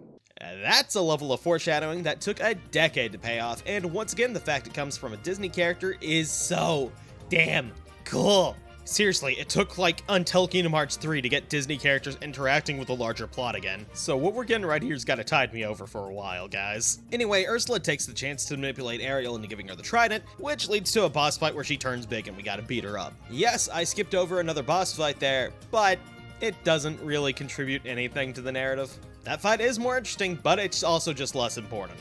With Ursula taken care of, Triton gives us the trident to reveal the keyhole, which was also hidden in Ariel's grotto. The reason he destroyed the crystal trident was presumably because it could also reveal the keyhole. We also got Thundara from the fight with Ursula, as well as the next Ansem report. The shadows that crawl beneath the castle, are they the people who lost their hearts? Or incarnations of darkness? Or something entirely beyond imagination? All my knowledge has provided no answer. One thing I am sure of is that they are entirely devoid of emotion. Perhaps further study will unlock the mysteries of the heart. Fortunately, there is no shortage of test samples. They are multiplying underground even as I write this report. They still need a name, those who lack hearts. I will call them the Heartless. After sealing the next keyhole, Ariel gives us the Crab Claw keychain and we are out of here. You might have noticed I didn't spend a whole lot of time on Monstro or Atlantica. Well, Monstro is actually one of those worlds that I think combines narrative and theming the best out of any worlds in this game. But it's also exceedingly short. It comes in, it makes its statement, and it gets out. It's nice, simple, tidy, and I love it for that. Writing-wise, the level itself, it needs a little work. As for Atlantica, this world is a fair bit longer in terms of traveling through it, but nothing interesting is going on here. Narratively, it just doesn't do a whole lot. We got rid of another member of the Villain Council, even if she never interacted much, and nothing else really advanced the overarching narrative either, and no theme really gets fleshed out, which is a shame when there was such an obvious one here. It's not at all difficult to make a parallel between Ariel and Riku. They both desperately wanted to see other worlds and put their trust in someone who doesn't really deserve it to make their dream come true. You see it go poorly for Ariel, and it's not hard at all to see that things aren't going to go so well for Riku either. So one scene would be all it takes to make this world far more poignant. Just have Sora think about Riku for one scene. Maybe have him decide here that he is definitely saving Riku after realizing the parallel between him and Ariel. We don't even get a scene of the villains at the end of this one, which despite having one of the villains in this world, somehow makes it feel more disconnected than any other world we see in the game. An impressive feat when it's competing against Deep Jungle. But allow me a moment of speculation here, because I think I know why this is the case. The next world we'll be visiting shares this disconnected feeling, and that's because both of them are technically optional. You can do one or the other to progress the game, but you don't have to do both. And because of this, I can see why the developers wouldn't want to put something major behind either level. When you can skip one, you really don't want to make the player feel like they missed out by playing this way. It's another thing that's great for replayability, but it does make the world suffer for it. Sometimes freedom of choice does come with a cost. But hey, at least we finally got a Keyblade that boosts magic in the Crab Claw. Now, before we get on to the next world, I want to talk about something that this game has done phenomenally thus far, and that is level variety. I don't mean aesthetics alone, although each world is plenty visually distinct from each other. No, I mean in terms of the level design itself. Each world has a unique way of interacting or presenting itself that keeps the game feeling fresh. Traverse Town is fairly normal, but has a sort of side quest involving finding postcards in the world to encourage exploration in it. To facilitate this, the world is very interconnected with itself, with several areas connecting to each other in unique ways. Like I mentioned in its section, Wonderland is a puzzle box of one room being rotated for the most part. It's the most standout feature of the world, and learning all the ways and tricks to navigate the bizarre room are what makes it fun. The Colosseum is shockingly a Colosseum, pure raw combat that slowly opens itself over the course of the game, so you're never bogged down by too much to do there.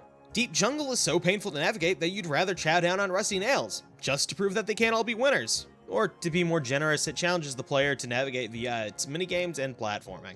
Agrabah is a sort of middle ground between Wonderland and Traverse Town, with areas that connect in interesting ways that have tons of goods to find and puzzles to solve. Monstro is a literal maze, with rooms that interconnect in strange and interesting ways that makes it easy to get lost in. And Atlantica introduces the infamous swimming mechanics. Even if the combat is the same all throughout, by subtly shifting the framework we engage with combat under, the game keeps from feeling stale. The enemy variety also helps. Each world will introduce us to new Heartless, and many of them are themed around the worlds they come from, such as the Power Wilds of Deep Jungle and the Bandits in Agrabah. That variety is one of the main reasons that some Kingdom Hearts fans come back to this game. Each world asks with you to engage it in a slightly different way, which adds just enough variety that exploration keeps feeling fun. And that is something that most later entries in the series just gave up on. But that's a topic for another time, so just keep that in mind. As far as exploration goes, we've kind of already peaked the series. With that little tangent out of the way, let's get to our next world, Halloween Town. The gang takes on spooky redesigns here, and all three are perfect. A perfect mix of that Halloween aesthetic and cartoon zaniness for Donald and Goofy, while Sora just gets a little more anime-isms for himself. As we step into the town, Heartless show up, but strange enough, they aren't hostile. And even stranger is when the mayor shows up and introduces Jack Skellington, the Pumpkin King. Jack Ellington!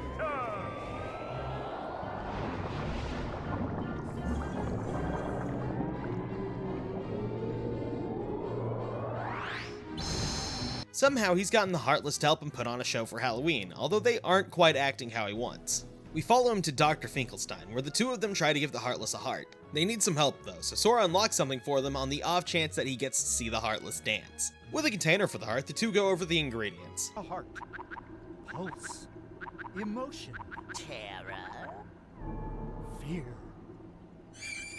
Hope and despair. Mix them all together, and we have a heart. Unfortunately for them, it doesn't work. For the next try, we need memory and get sent after Sally, one of the Doctor's creations, who should have it. As payment for our services, we can steal a lost page out of the bookshelf in this room. Unfortunately for the town, the Heartless are now out of control, so it's business as usual. We find Sally, who tries to be the voice of reason, but the Skeleman is dedicated to his cause. Unknown to us, we're being watched by Lock, Shock, and Barrel, who are telling their big bad boss Oogie Boogie what's up. He's rather excited about the heart, and decides he wants it so he can control the Heartless. I guess Maleficent left the poor guy out on the free Heartless control that she was given to everyone else. Did Riku take his promotion? While he's playing theft, Sora and Co. are off to obtain the last ingredient from the mayor. When we get back and add everything together, the heart is stolen by the three kids and we have to go get it back from Oogie. His home is a tower full of Heartless, and at the top we find the thieves, who send the heart down to Oogie's lab. We smack the children with the blunt side of our key, which probably violates several laws, but I won't tell if you don't. Seriously, as messed up as it is, it's hilarious that one of the boss fights in this game is actually just a bunch of children. It's also a rare instance where I think the game totally fails at being well designed. Shock and Barrel have extremely quick attacks that have them rushing around the whole room, and invading them is not at all easy. If the camera had an easier time showing the entirety of the small room, it wouldn't be so bad, but the lack of visual makes this fight more of a chore than a test of skill. Anyway, with these three out of the way, nothing is stopping us from getting to Oogie. He eats the artificial hearts and summons the Heartless.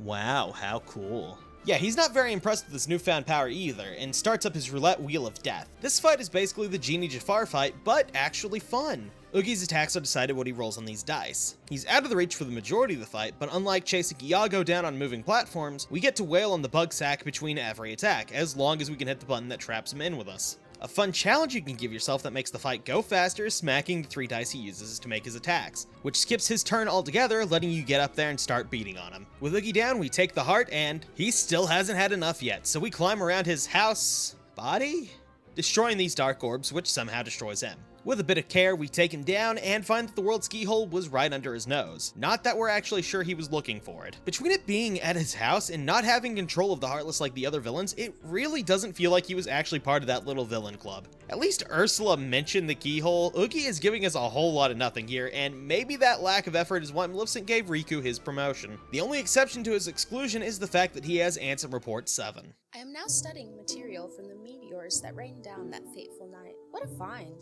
The material is foreign to our world. It is elastic to the touch, and when two pieces are combined, they bond easily. None of the records I've scoured even mention such a substance. Was it introduced to this world when I opened that door? I wonder how many other such materials drift through the atmosphere of this tiny world. I wish I could soar off and find out. Could there be uncharted worlds up there? My curiosity never ceases to grow. But I should stop speaking of such unrealistic dreams. For now, there is no way to venture outside this world.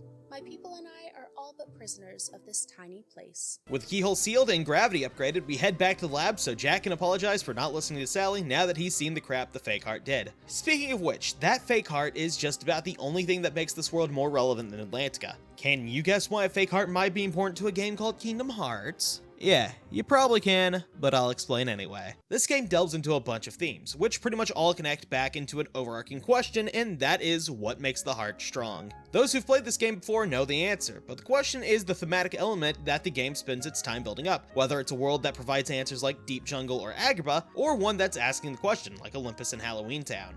The composition and strengthening of the heart is something that the whole game focuses on, and pretty soon we'll see it as a core conflict between Sora and Riku. With these themes in mind, let's head to the final Disney World Hook ship to finally reunite Sora with both his lost friends. I didn't think you'd come, Sora. Good to see you again. Well, where are Donald and Goofy? Are they that important to you? More important than old friends? Instead of worrying about them, you should be asking about her. Kairi! That's right. While you were off goofing around, I finally found her. Not so fast. No shenanigans aboard my vessel, boy. Riku, why are you siding with the Heartless? The Heartless obey me now, Sora. Now I have nothing to fear. You're stupid! Sooner or later they'll swallow your heart! Not a chance. My heart's too strong. Riku! I've picked up a few other tricks as well. Like this, for instance.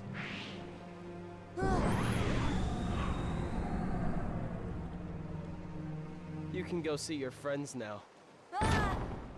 So yeah, Riku's gone full baddie by now. His arrogance is on full display here, with his claim that he is above the Heartless. Of course, we've seen Maleficent give our fellow baddies plenty of warning about this mentality, and it's clear what course Riku is on now. And when faced with all this, the corrupted Riku, the unconscious Kairi, and being trapped in the hold of the ship, Sora's just excited. Despite the odds being against them, he's never let himself lose heart, and even now is only thinking about reaching and helping Kairi. And to help find her, we'll use our cellmates, Peter Pan and Tinkerbell. Peter is naturally kind of a shithead, and he's not allowed into the party because of it. Anyway, locks are pretty useless to us, so we hop out of the hold and explore the ship. Thanks to Riku, Sora has lost his shadow, and it's flying around trying to do us in. Thanks, pal, I really needed this added bit of stress. After some time together, Peter has Tinkerbell put pixie dust on the gang so they can also fly, but Donald is proving that it isn't working out quite yet. Which I suppose is extra funny given that he is a duck. Luckily for us, we've stumbled right into the room where Wendy and Kairi are being held. Once again, Sora's unwavering optimism carries on, with even the smallest sign of Kairi responding filling him with joy.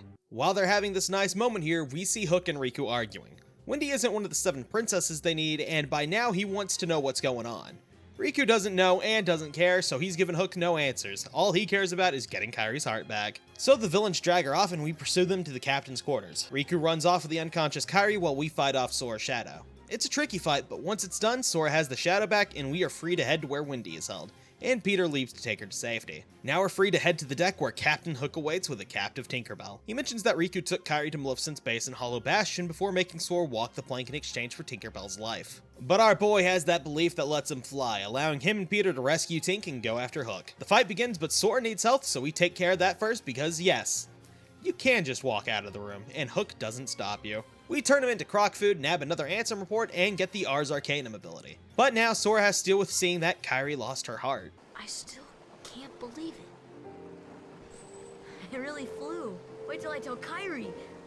I wonder if she'll believe me. Probably not. Naturally, it doesn't faze Sora. Not from a lack of care, but because he simply believes he'll save her. That belief fills Sora with strength, not only to see his goal through, but to never doubt in doing the right thing. So far, doing so has given him allies that have helped him grow and lent him power all throughout his journey. Anyway, let's take a look at that Ansem report. Simply astonishing. Today, I had a guest from another world. He's a king, and his vessel is built of the material that composed the meteors. He called the pieces gummy blocks. It seems that my opening that door has opened a path to interworld travel. We talked for countless hours, but one story in particular caught my interest. That of a key called the Keyblade. The Keyblade is said to hold phenomenal power. One legend says its wielder saved the world, while another says that he wrought chaos and ruin upon it. I must know what this Keyblade is. A key opens doors. It must be connected to the door that I have opened.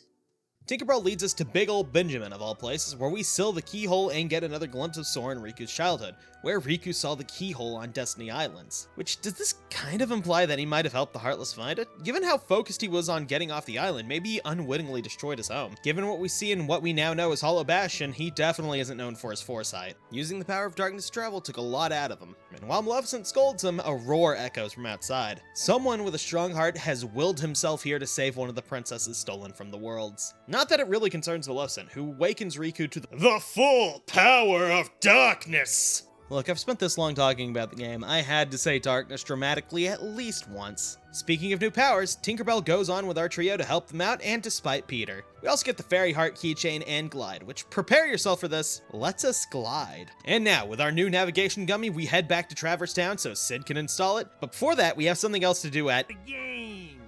the final tournament we need to do. The Hercules Cup has opened up. It features a rematch with Cloud and a fight with the main man Herc himself, where you can find out the weakness of Divinity is barrels. Seriously, you can only hurt Herc after hurting him with the barrels. It's strange, it's odd, but it's kinda funny, and the fight is super easy, so not much to say here. For our troubles, Sora finally understands what it means to have a strong heart, though his answers defy Phil's expectations. Now I finally know what you mean about strength of heart.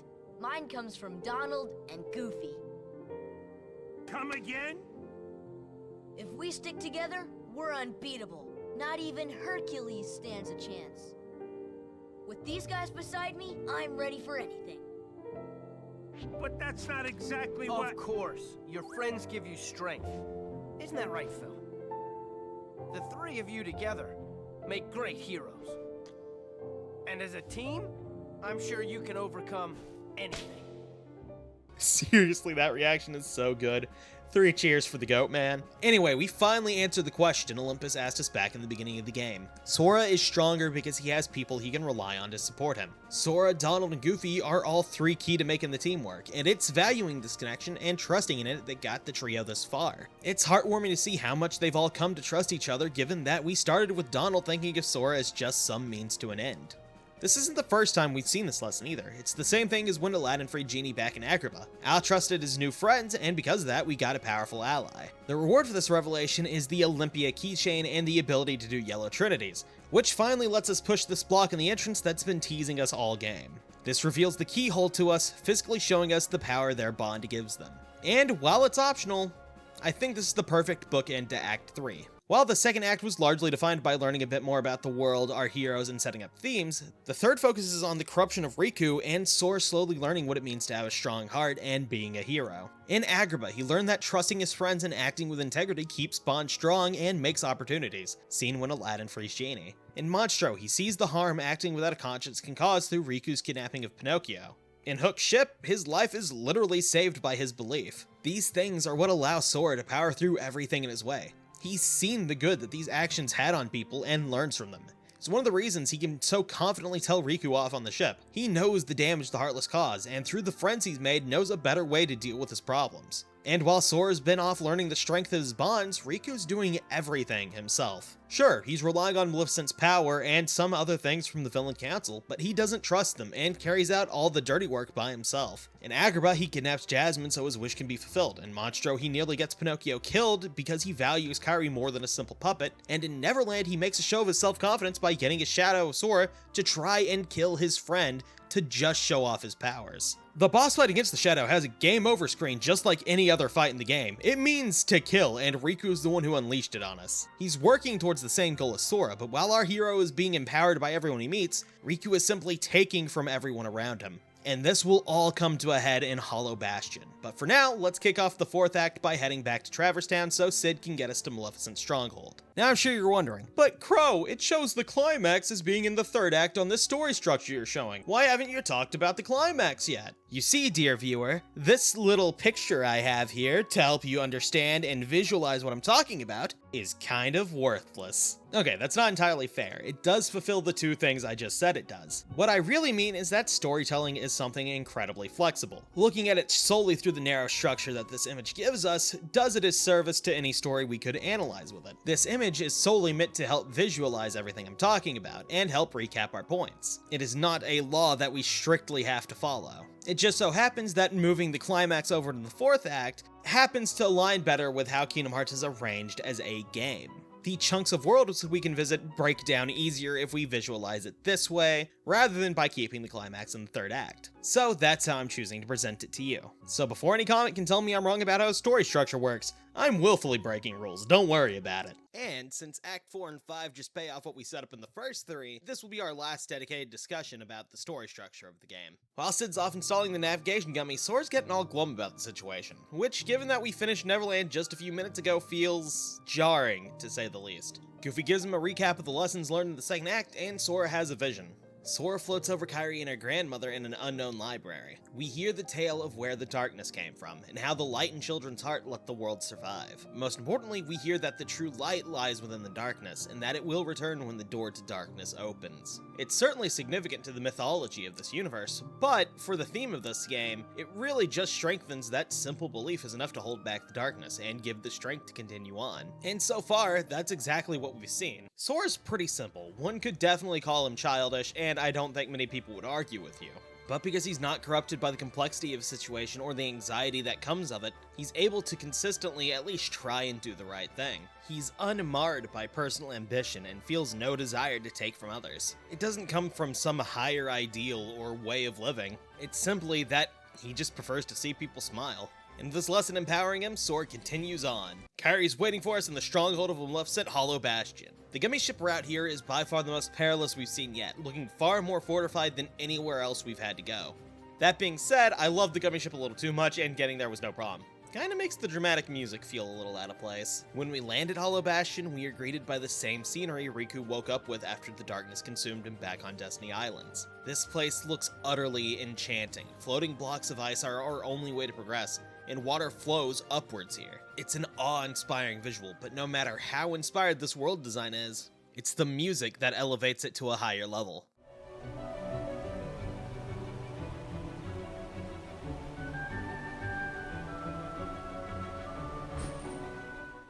That's right, before we go on, it's time to talk about the soundtrack. Before we dive into the climax in my favorite world of this game, it'd be criminal of me not to mention how phenomenal this game's soundtrack is. Put together by legendary game composer Yoko Shimomura, the Kingdom Hearts series has music that lives up to her name. From the silly sounds of Wonderland,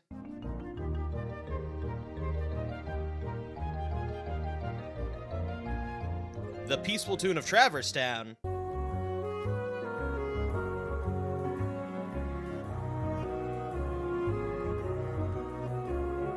to more dramatic music such as Night of Fate,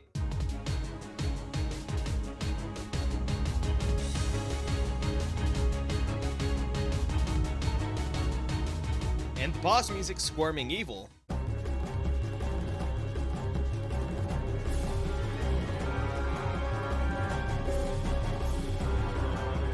The game has the perfect music for every occasion. Now then, I have no clue when it comes to musical terminology or things like that. I can't break it down for you why I like every song in the soundtrack. All I can say is that every song in the soundtrack is good at minimum. As such, I really don't have the time or vocabulary needed to properly express my thoughts here. I could definitely make an entire video just talking about the music of this game. Let me know in the comments down below. Anyway, you've been hearing the soundtrack all throughout the video by this point, and the quality does speak for itself, especially my favorite track in the game, the theme of Hollow Bastion that shares its name.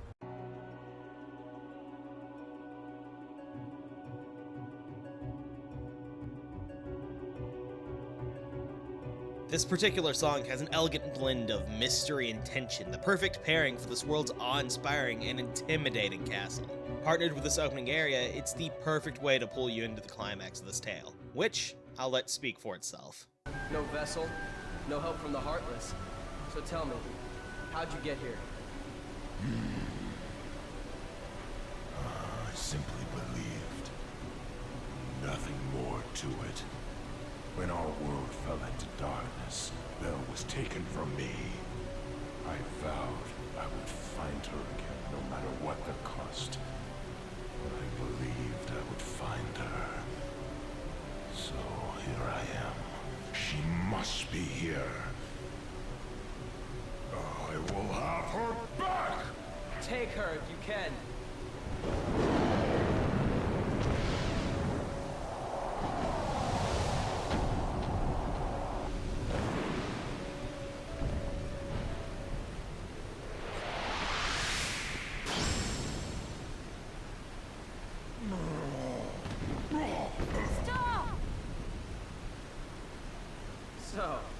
finally made it.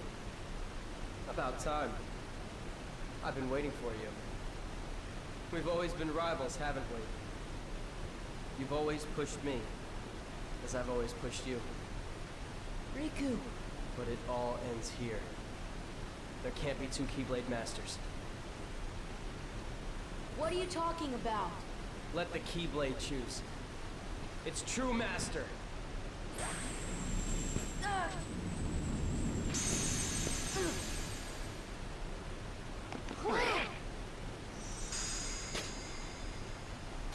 Maleficent was right. You don't have what it takes to save Kairi. It's up to me. Only the Keyblade Master can open the secret door and change the world. But that's impossible. How did this happen? I'm the one who fought my way here with the Keyblade. You were just the delivery boy. Sorry, your part's over now. Here, go play hero with this.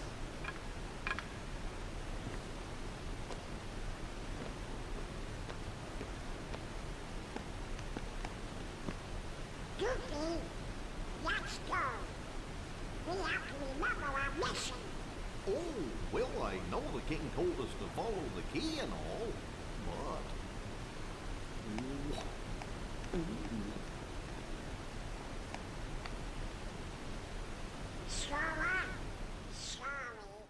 In a matter of minutes, Sora's lost everything. He was never chosen by the Keyblade, Riku was, and he's taken what was his, and Sora's closest companions with it. With no allies and just a wooden sword used to mock him, Sora's left despondent. It's a rare instance that Sora feels totally defeated. With no power, all he can do is sit there helplessly.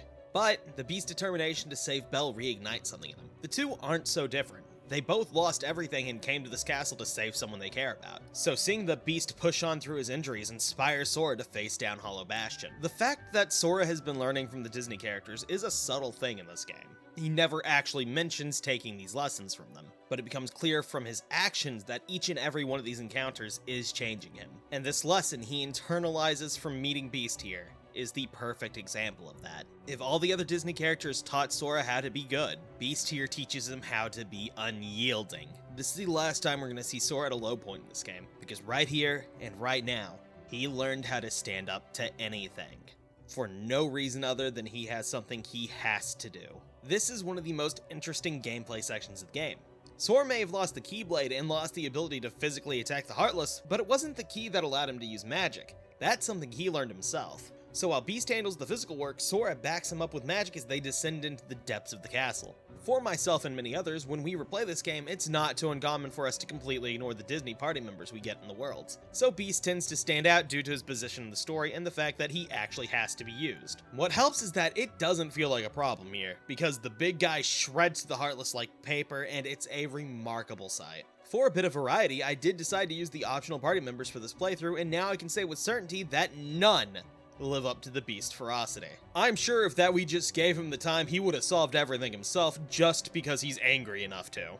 Why haven't I mentioned the other party members if I've been using them? I hear you, yes, you in particular, asking. Because they really don't stand out in this game. If you want a good idea of what they can do, you pretty much just have to sit around and watch them, which isn't exactly my idea of fun. Everyone is weaker than Sora, so it's difficult to want to pay attention to these guys. Anyway, once we trek through these waterways, we unlock the main gate and gain entry to the castle. We see Maleficent's plan for the first time here. Deep in the castle, the 7 princesses, Belle, Jasmine, Aurora, Cinderella, Snow White, Alice, and Kairi are used to start opening the final keyhole. Because yes, Kairi's a princess. In the pure of heart, light sense, not in terms of actually being a monarch. Because yes, those are different things. And yes, that is a pain in the ass. For now, Sora's just in the entry hall, nothing we can do about it. A devious trick lures Beast away, leaving our hero alone with Riku and his former companions. Riku tells Sora to quit what he's doing, transforming into this dark, twisted outfit that displays his corruption. Of course, Sora refuses. He still has people he needs to save. For the first time, Riku attacks him directly, and you've probably seen what happens next. Sora ain't gonna go anywhere. You'd betray your king? Not on your life. But I'm not gonna betray Sora either, cause he's become one of my best buddies after all we've been through together. See you later, Donald! Could you tell the king I'm really sorry? Hold on, Goofy! We'll tie them together! Well, you know, out for one and right for all. I guess you're stuck with us, Sora. Thanks a lot, Donald. Goofy. How will you fight without a weapon? I know now I don't need the Keyblade. I've got a better weapon. My heart! Your heart? What good will that weak little thing do for you? Although my heart may be weak, it's not alone. It's grown with each new experience, and it's found a home with all the friends I've made.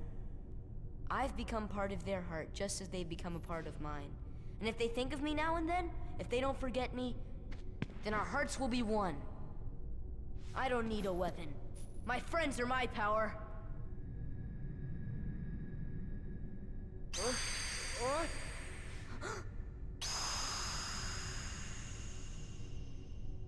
I've seen a lot of people point out this moment to meme on the cheesy writing of the series, and that's kind of a shame, actually. Divorced from the context of the scene, a line like "my friends are my power" can't be called anything but melodramatic. But this is the climax of the game. Riku has tried to do everything alone by doing dirty work and using the people around him. He never cares about who he hurts or how Sora feels about his actions, and goes so far to take everything from him. As far as he's concerned, if it gets him closer to his goal of saving Kairi, anything goes. What would normally be a kind and noble goal is twisted by Riku's ego and perception of himself. Now that Kairi is Riku's sole way of reaffirming his identity as the guy who looks after his friends, he's lost sight of anything but propping up his fragile self-view. Meanwhile, Sora has been growing closer with everyone he meets. As he said, each experience has helped him grow. The abilities, keychains, and magic he's learned he owes to his journey and the friends he made along the way. They are why he's able to stand here in the base of his enemies, face to face with one of the people he's closest to. With so many people rooting for him, he's able to have complete faith in himself. So when Sora declares that his friends are his powers, it's a complete refutation of everything Riku's done in this game. It's a declaration that the strength Sora's developed through his bonds far outweighs the power Riku has borrowed from Maleficent. And when put into that context, the line takes on a power that simply joking about it online doesn't convey. Kingdom Hearts asks what makes the heart, the soul itself, strong. It has a few answers, but the loudest is by far, it's our bonds, the connections with the people around us that fill us with the greatest strength. Through both the things we learn from them and the desires it brings within us. And now with Donald and Goofy by his side, Sora proves this to Riku, even if the older boy doesn't understand yet. So once again, unable to accept the shift in power between him and Sora, he runs away. This is the moment that Sora proves that his way was the correct one. The moment that he proves his heart is stronger than Riku's. And while it's not the end of their tale together, this is the last fight they'll ever have. With Riku out of the way, we have a bit more access to the castle. We can solve puzzles in the library to progress and find hidden treasures. By the way, same library that Kairi and her grandmother were in, so guess what? We found Kairi's homeworld. The game never explicitly says this, by the way. It's just something we can infer from that cutscene. Kingdom Hearts can be really subtle with its storytelling sometimes. Anyway, the game hasn't really had any puzzle elements to the level design since Agrabah's Cave of Wonders, so it's a wonderful change of pace that we get to engage with things like that here in the library. Screw the spinning shelves though, those are dumb as hell and I hate them. Speaking of puzzles, the top part of the entry hall is just one big puzzle box. Solving the puzzles in this room get us emblems that bring us further into the castle, where the player gets a look at how Riku is doing. Riku is confronted by the robed figure from the beginning of the game. He lures the boy further into darkness, saying that's the only way he can overcome Sora. And after seeing Riku glow an eerie green, we begin our climb up the castle again. The journey through Hollow Bastion is hitting us with everything the game has to offer. Puzzle rooms like we haven't seen since Wonderland and Agrabah, moving platforms that make us take more care with platforming than we've had to do since Deep Jungle, and combat gauntlets like we've been confronted with in Olympus Coliseum. This is textbook final level, and is asking us the single daunting question of, think you can make it up? There actually will be one more world after this one, but Hollow Bastion is where this game and narrative and level design peak. It's kind of why I say the climax of the story had to be here. That and Riku taking the Keyblade actually does fit with what is generally considered the climactic moment of a story. So yeah, climax is here. Eventually we reach the castle chapel and we get another glimpse of Riku and Maleficent. Riku needs a cough drop or something because he doesn't sound quite right. Unlock it. and the Heartless will overrun this world. More importantly, he summons a new Keyblade, one which Maleficent implies is incomplete due to Kairi's missing heart. Once they hear the arriving party, Maleficent goes off to hold them back, finally letting us confront the Mistress of Evil herself. She tries to keep away with this flying platform and summons Heartless to defend her, but the gravity spell makes her floating rock useless. Now that she's grounded, not much stops us from smacking her around a bit. As she flees, we take the 5th Ansem report and pursue her. Before that though, let's see what this report has to say. To study Heartless behavior, I picked one out for observation. It wiggled its antennae, and as if sensing a target, headed deep into the castle. In the deepest part of the castle, its antennae began vibrating, as if searching for something. Suddenly, a strange door appeared. I'd never known of its existence. It had a large keyhole, but didn't seem to be locked, so I opened the door. What I saw on the other side mystified me. What was that powerful mass of energy? That night, I observed a great meteor shower in the sky. Could it be related to the door that I have opened? By the time we reach her, Riku has shown up and explains that his Keyblade can unlock people's hearts, which apparently means turning people into dragons because that's exactly what happens when he stabs Maleficent with the weapon. This consequently makes him a huge dick, seeing as that Dragon Maleficent is one of the most annoying bosses in this game. Huge AoE attacks that deal a crap ton of damage, a few moments to get in and beat the crap out of her, and homing projectiles make this fight a pain. And possibly the fight I lost the second most times in, because nothing took the crown from those kids on Destiny Islands. Those kids were no joke, man. Despite her presence throughout the entire game, Maleficent goes out pretty simply here, which isn't really a problem. She's entirely one-dimensional, which would make her herself a pretty boring character. But that one-dimensional villainy allows her to corrupt and make Riku a more interesting character and foster his own character arc. So I don't mean to call her one-dimensional as an insult. The best use a one-dimensional character has in a story is facilitating the growth and change of other characters, which is what they do with Maleficent here. One-dimensional characters can be really difficult to use well in a story, but they managed here. Just another reason that I think the writing of Kingdom Hearts doesn't really get the respect it deserves. With the dragon slain, we can head to the final room of the castle, where the princesses and final keyhole await. Sora rushes to Kairi as Goofy is locked out of the area. While Sora tries to wake the sleeping girl up, Riku tells him that she can't be. At this point, Sora realizes that Riku isn't the person speaking to him right now, as he rambles about the final keyhole, and he drops a bombshell on us. He tells Sora that Kairi's heart's been inside of him this whole time. Presumably, it's the reason why he's been hallucinating and remembering this castle. It also makes Sora respond with a line that no amount of context will make me defend it. Kairi's inside me? Seriously, my boy, find a better way to word that. The man possessing Riku identifies himself as Ansem, Seeker of Darkness. Supposedly, the man who wrote the reports and ruled over Hollow Bastion. He tries to kill Sora to release Kairi's heart, but Sora isn't having that. Sora! Forget it. There's no way you're taking Kairi's heart. The fight is on, and I actually immediately died because I was tabbed out taking notes. Anyway, this fight with Ansem is arguably the hardest required fight in the game. However, I just spent an hour fighting Dragon Maleficent and was already done with his bullshit before I walked in, so I beat him on the second try. So with Ansem out of the way, it's time to wake Kairi up. And Sora knows how to do it now.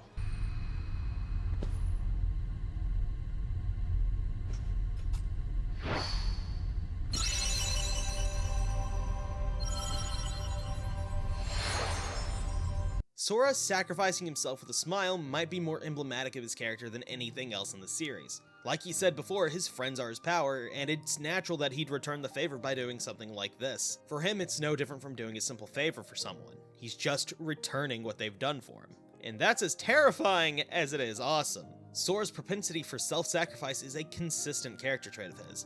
If it comes down to him or one of his friends, Sora's gonna put his friends first every time. This, of course, has its drawbacks, but it lets people have unwavering faith in him, since it's clear to see the lengths he will go to for them. It's a gray area that manages to be both character flaw and character strength. And to an extent, the games are aware of that, but again, that's a story for another time. With no one left to stop him, Ansem reappears in his true form to deal with Kairi. Despite looking different though, he is still technically inhabiting Riku, who musters up all his will to hold the man back, allowing Donald and Goofy to escape with the girl. While they flee the hall, a single shadow stands over them, and we take control of this little guy. This short section has no enemies. We simply hop down the castle until we reach the hall. Having caught up with them, Kairi realizes that this shadow is in fact Sora. She tries to protect him from the Heartless, which brings Sora back. Some might say resolving this so quickly makes that previous sacrifice less impactful, and I understand that viewpoint, but hear me out on this. This all ties back to the "my friends are my power" speech Sora gave when we got here. We've already seen the results of the strength his bonds have given him, and the connection between him and Kairi is exceedingly strong. He just gave his life for hers after all, and he did it with a smile. But if you end it there, the power of bond starts to look pretty damn bad, actually. Sora gave everything for Kairi at the price of himself, and frankly, that's not how a relationship should work, which is why it's vital to show this inverse. Sora might have risked everything from Kairi, but she grounds him. Just as their connection ended with Sora saving Kairi, she in turn saves him back. It's reciprocal. This bond isn't a one-way thing. It's only because of this tie they share that they were able to save each other like they do here. It's the best form of the power of friendship, not because it just gives the main character a power boost, but because it strengthens all of the characters rather than our focus. Sora's bonds led to him risking his life, and they allowed him to endure the consequences of his decisions. I think it's a beautiful way to show that the people closest to you can help you overcome the difficulties in your life. And to further support this, Beast bolts in to watch the group's back so they can get out of the castle to protect Kairi. It would seem that friendship really is OP. The gang rushes back to Traverse Town to catch the Final Fantasy crew up and give Kairi shelter. Sora declares he's going back to Hollow Bastion, both to seal the keyhole and to save Riku. We're informed here that more Heartless have shown up in all the worlds, and this is where most of the game's optional content unlocks, but I'm putting that off until we finish the main story. Sid tells us we need a new way to Hollow Bastion, and tells us about a navigation gummy he hid in the cavern below, where Kairi is spending her time at the moment. She ponders if they can still save Riku, and Sora assures her that they will. He stops her from going to Hollow Bastion with him, so she gives him her lucky charm and makes him swear to bring it back to her. Fun fact, we actually saw her making it back on the islands. It also acts as the keychain to a fan favorite keyblade, Oathkeeper, which symbolizes both Light and Sora and Kairi's bond. But while these two are having their nice moment, we see Riku trapped in a void, with only a lifeless gray path in front of him. He stumbles as the darkness gets to him, but thoughts of Sora and Kairi help him resist this world. A voice calls out to him to inform him and guide him. The voice helps him feel the connection between him and Sora, and tells Riku that the door to darkness will open soon, though they can't go home through it. Riku, who finally figures out how bad he's been screwing up, is freed of his self-conscious attitude and goes to join the voice. This sudden shift in his attitude isn't particularly strange. He's seen that he messed up and realized that his actions made things worse. He couldn't save Kairi with what he was doing, and in fact put her in greater danger. And in the face of all that, he's finally able to let go of his desperate need to prove himself strong and reliable, which consequently allows him to be exactly what he wanted to be. With no selfishness left to hold him back, he's able to power through the deepest darkness he's seen yet, and put himself in place to come in clutch in the finale. Back in town, the new navigation gummy is installed, so we head back to Hollow Bastion to seal the final keyhole. For some reason, we have to start from the bottom again, but luckily Beast has been waiting for us and helps us get back on top. In the library, he's finally reunited with Belle. She and the other princesses have been holding back the darkness flowing out from the keyhole. In the chapel, we find the others, who tell us that Ansem faded into the darkness with a smile on his face. And finally, we reach our goal.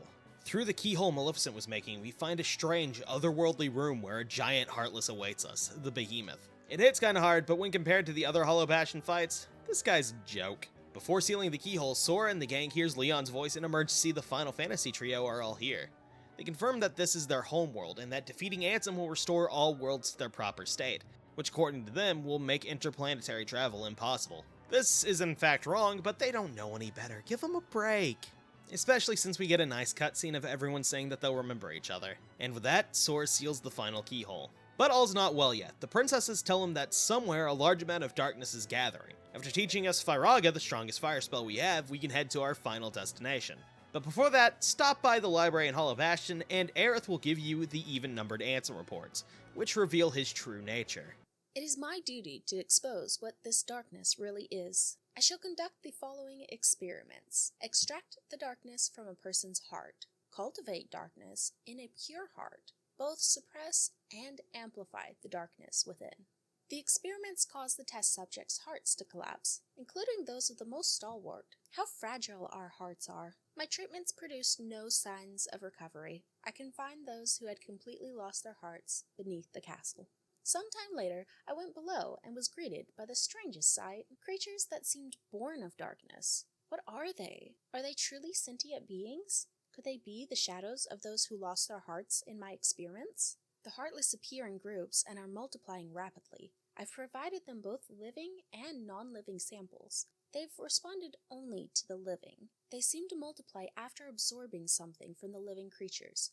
Their prey vanishes without a trace. I believe the Heartless are taking hearts. They are born from those who've lost their hearts and thrive on hearts seized from others. The hearts taken by the Heartless become heartless themselves. Though I lack proof, I am confident in this hypothesis. I must also study their behavioral principles. Though they lack emotions, they do seem to have some intelligence. How to communicate with them? It just occurred to me, could they be the darkness in people's hearts?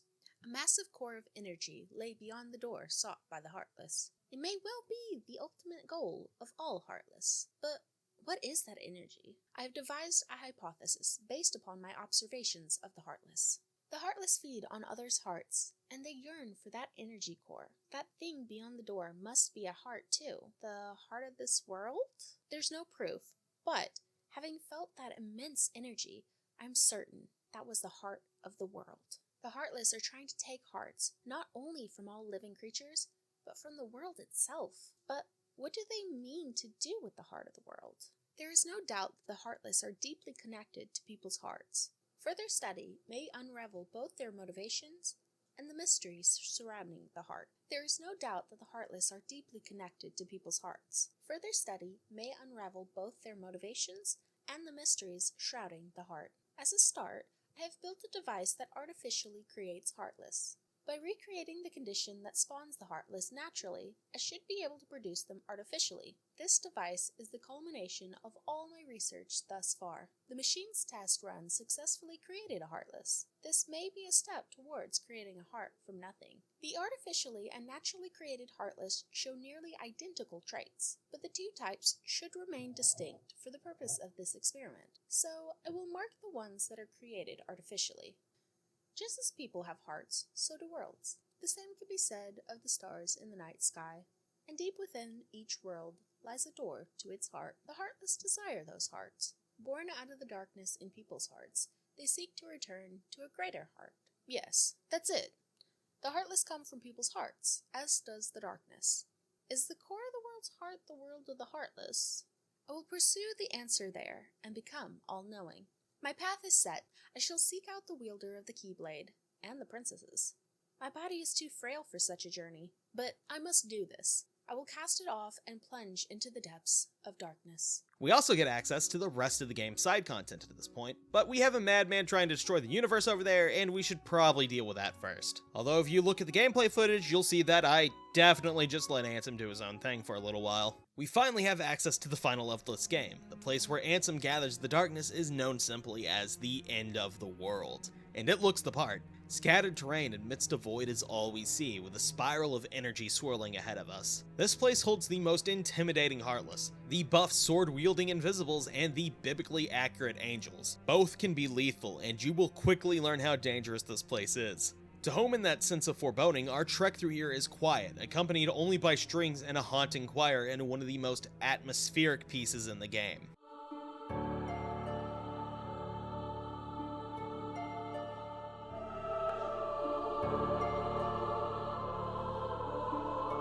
This first room is basically a gauntlet. Several unavoidable and optional fights stand between us and that swirling vortex, one of which includes the rematch with the Behemoth, and depending on if you did the Hades Cup before coming here, this will be your third fight with the thing.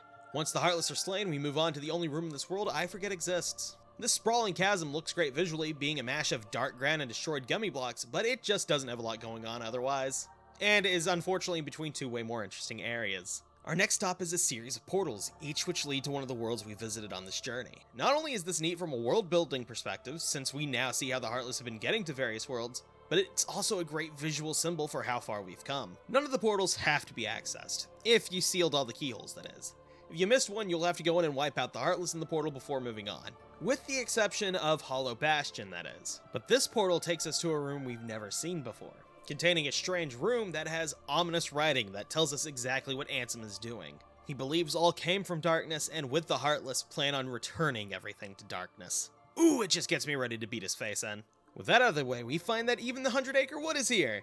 It's in fact the only safe space we have. So rest up because it's time to fight the devil? Chernobog Fantasia famous here, and with Night on Bald Mountain playing behind us, we have to take out this demonic-looking foe. Yeah, okay, I'll say it. He's just a slightly better Ursula fight, but it's still cool he's here.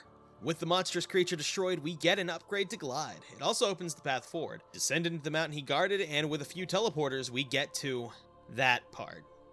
This is the single hardest non-boss combat challenge of the game. One more behemoth and an army of invisibles and angels stand between us and Ansem. Miraculously, I trounced the mooks without dying. Fun fact, leaving the room after defeating the behemoth, but before beating the rest of the enemies, means you have to fight the big guy a 5th time. So glad to have learned that lesson. Our reward is the final save point of the game and the door from Sora's dream. This is the point of no return. If there are still things you want to do, now's the time. That's when I took care of all the optional bosses and fought the rare Heartless to make the ultimate weapon, the strongest keychain we can get. But again, I'll wait to explain that process for after we handle Ansem. Going to the door has the voice from the beginning reminding us that even though there is no light beyond the door, Sora's heart is his mightiest weapon, so he'll be fine. What lies behind the door is shocking. Sora's home stretches in front of him, but things aren't quite right. The bridge is gone, the tree on the smaller islands toppled over, and a door from our precious shack is entirely missing. Our only real option here is to head for the secret place, but before we reach it, Ansem starts monologuing as more of the island disappears and the ocean is replaced with unending shadow. This twisted version of Sora's home sets the scene for the final battle. Take a look at this tiny place.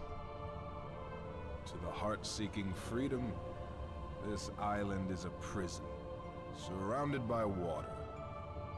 And so this boy sought out to escape from his prison. He sought a way to cross over into other worlds, and he opened his heart to darkness.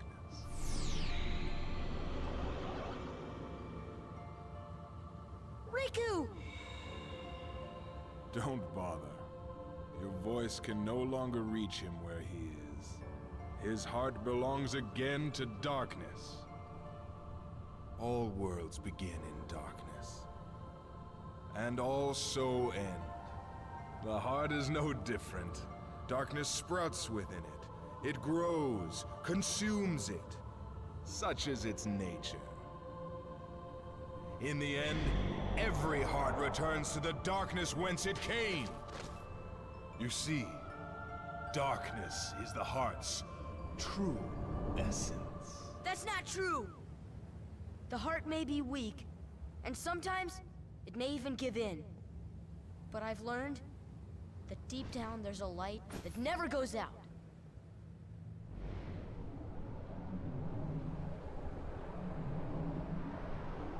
So you have come this far, and still you understand nothing. Every light must fade. Every heart return to darkness. And so the clash of ideals begins. Sora's belief in people's capacity for good versus Ansem's belief in all-consuming darkness.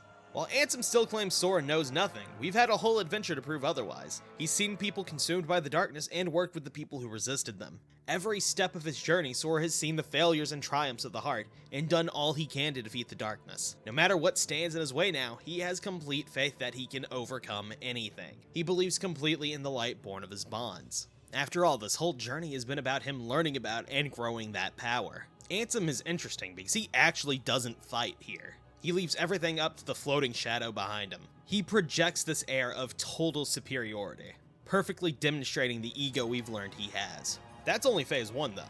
The island grows even more distorted and creates an arena for Sora and Ansem. And Darkseid? Hey pal, it's been a while. Nothing's really changed here. He's still just as much of a speed bump as he was before. Nothing too serious. The real show is what comes after. Sora fights a much more aggressive Ansem alone. Of course he still does nothing himself, it's just the shadow behind him getting stronger. If you want to see him fight personally, you gotta knock him into his final phase, where he drags us to an abyss where Kingdom Hearts supposedly exists, and where he says all hearts are born. He seals away Donald and Goofy, and as Sora falls, he can hear Riku encouraging him. With that, it's time for the final battle, the World of Chaos. Ansem's finally looking like a proper Final Fantasy villain here. The final battle is a bit unfortunately another air battle like with Chernobog, but like with that fight, the spectacle makes up for it at least. He swings a massive sword around and fires lasers, but beating him here isn't too difficult. After the first phase, he decides to take a nap, once again letting the darkness around him take center stage. This causes a portal to open up, which we fly into and cause the massive ship to pull out its weapons. Destroying this opens another portal where we find Goofy. After dealing with the Heartless in this area, the face of the ship starts fighting. A quick beatdown opens another portal where Donald is saved. Even if split apart, these guys will always find a way back together. So now it's time to get on with the beatdown. With the face destroyed, we get access to the core of the ship. Destroying the weirdly fleshy face organ forces Ansem awake. This final phase is like the first, but much more aggressive. Honestly, as long as you have arrow and a good keyblade, it's pretty much over. The world of chaos explodes, leaving a weakened Ansem alone. While they could easily finish him here, the trio lets Ansem fill his goal of opening the door to darkness to find Kingdom Hearts. Kingdom Hearts! Fill me with the power of darkness.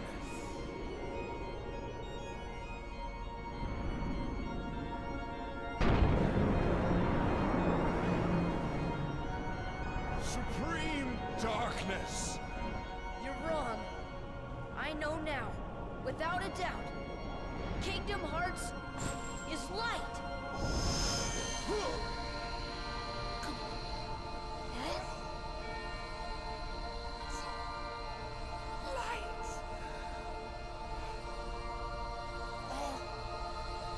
But why?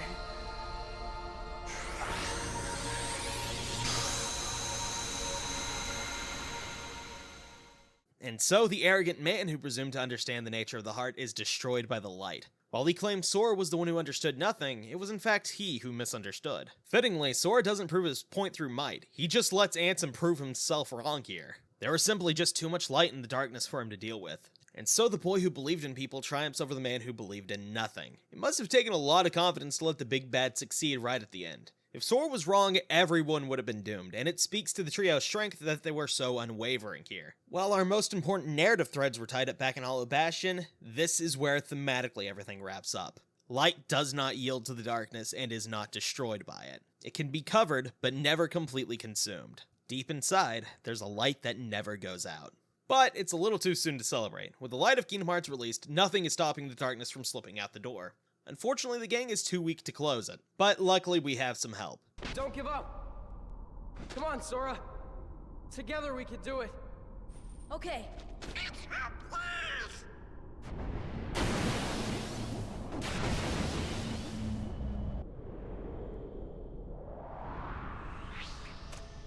Your Majesty! Now, Sora, let's close this door for good. Close that trap! But Don't worry. There will always be a door to the light. Sora, you can trust King Mickey. Now! They're coming! Donald, Goofy, thank you.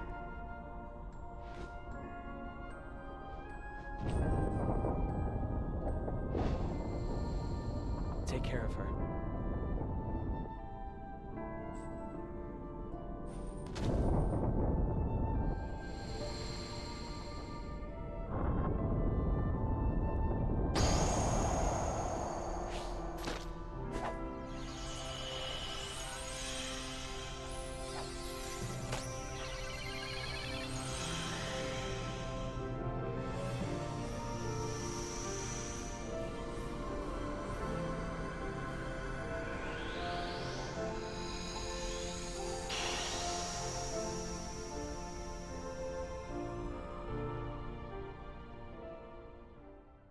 With the door closed, Sora remembers the good times with his friend before seeing Kairi off in the distance.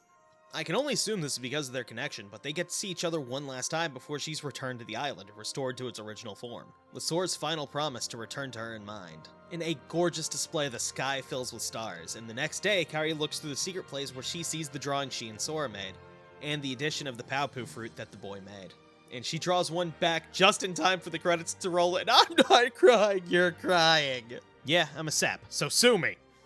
I cannot overstate how great this ending is. While most of our narrative beats got wrapped back up in Hollow Bastion, Ansem and the end of the world by no means feel tacked on. Thematically, this is what brings the game full circle. While Ansem claims at the beginning of the game that Sora knows nothing and will proceed to never learn, the boy completely and utterly proves him wrong. His journey allowed him to grow, both in strength and his understanding of hearts and people. His sense of morality is fostered by every encounter, and he learns to have total confidence in the power of the bonds he's made with his friends. So while the fight with Riku was good for his own personal journey and to support the theme, what better way to cap off that journey than by pitting him against a man who believes he alone has figured everything out? A man who single-handedly manipulated a group of villains into spreading darkness across the world just to further his own ends. In the context of this game alone, Ansem is doing everything just to prove himself right.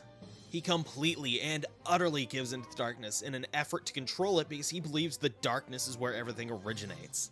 Regardless of his reasons why, his only goal is to satisfy his ego and prove himself right.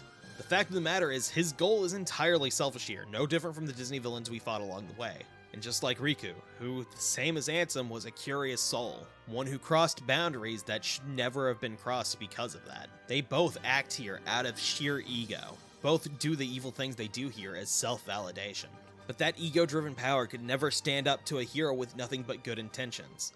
One that has found strength in the bonds he's made with people.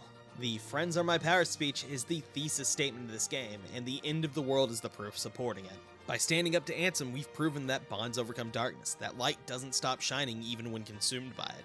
Which consequently means that at the core of the heart is light. And the fact that the ending has Sora leave Riku in the realm of darkness is the defining moment of both characters. Sora doesn't despair over the decision, he does what he needs to, and he keeps believing that he and Riku will be reunited. The same goes for Donald, Goofy, and Mickey too. They all have a wonderful bond that lets them save the day with no regrets. Mickey isn't really much of a character here, more just a thematic guide for Sora. He's in fact the voice we hear at the beginning of the game. Ultimately, this game's narrative is incredibly simple. It's the story of a boy, someone who by chance ended up with a weapon intended for someone else, triumphs over evil with the power of friendship. And it is not ashamed of that. It wears its heart on its sleeve. Pun totally intended, by the way. It's not a deep mystery to figure out what this game is saying about the world. Its unyielding and positive outlook on people and relationships is something that many write off as childish or overly simplistic, but I don't see it that way. It's brilliant. In times where gaming as a whole was leaning into realism and being dark and edgy, Kingdom Hearts was over here saying that people are generally good and you should let yourself connect with them. And now that we're in a day and age where everyone is consistently acting like everything is miserable all of the time and are more alone than ever, it's so damn refreshing to see something like this. This game just so happens to really speak to a lot of modern struggles I think people have. And allow me to get personal for a second, it really connects to my own life.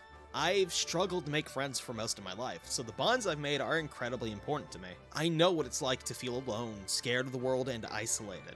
In my case, a lot of those issues were actually just self-inflicted, but that doesn't make it easier to deal with. My life was incredibly sad, lonely, with me just holding up and being scared of everything.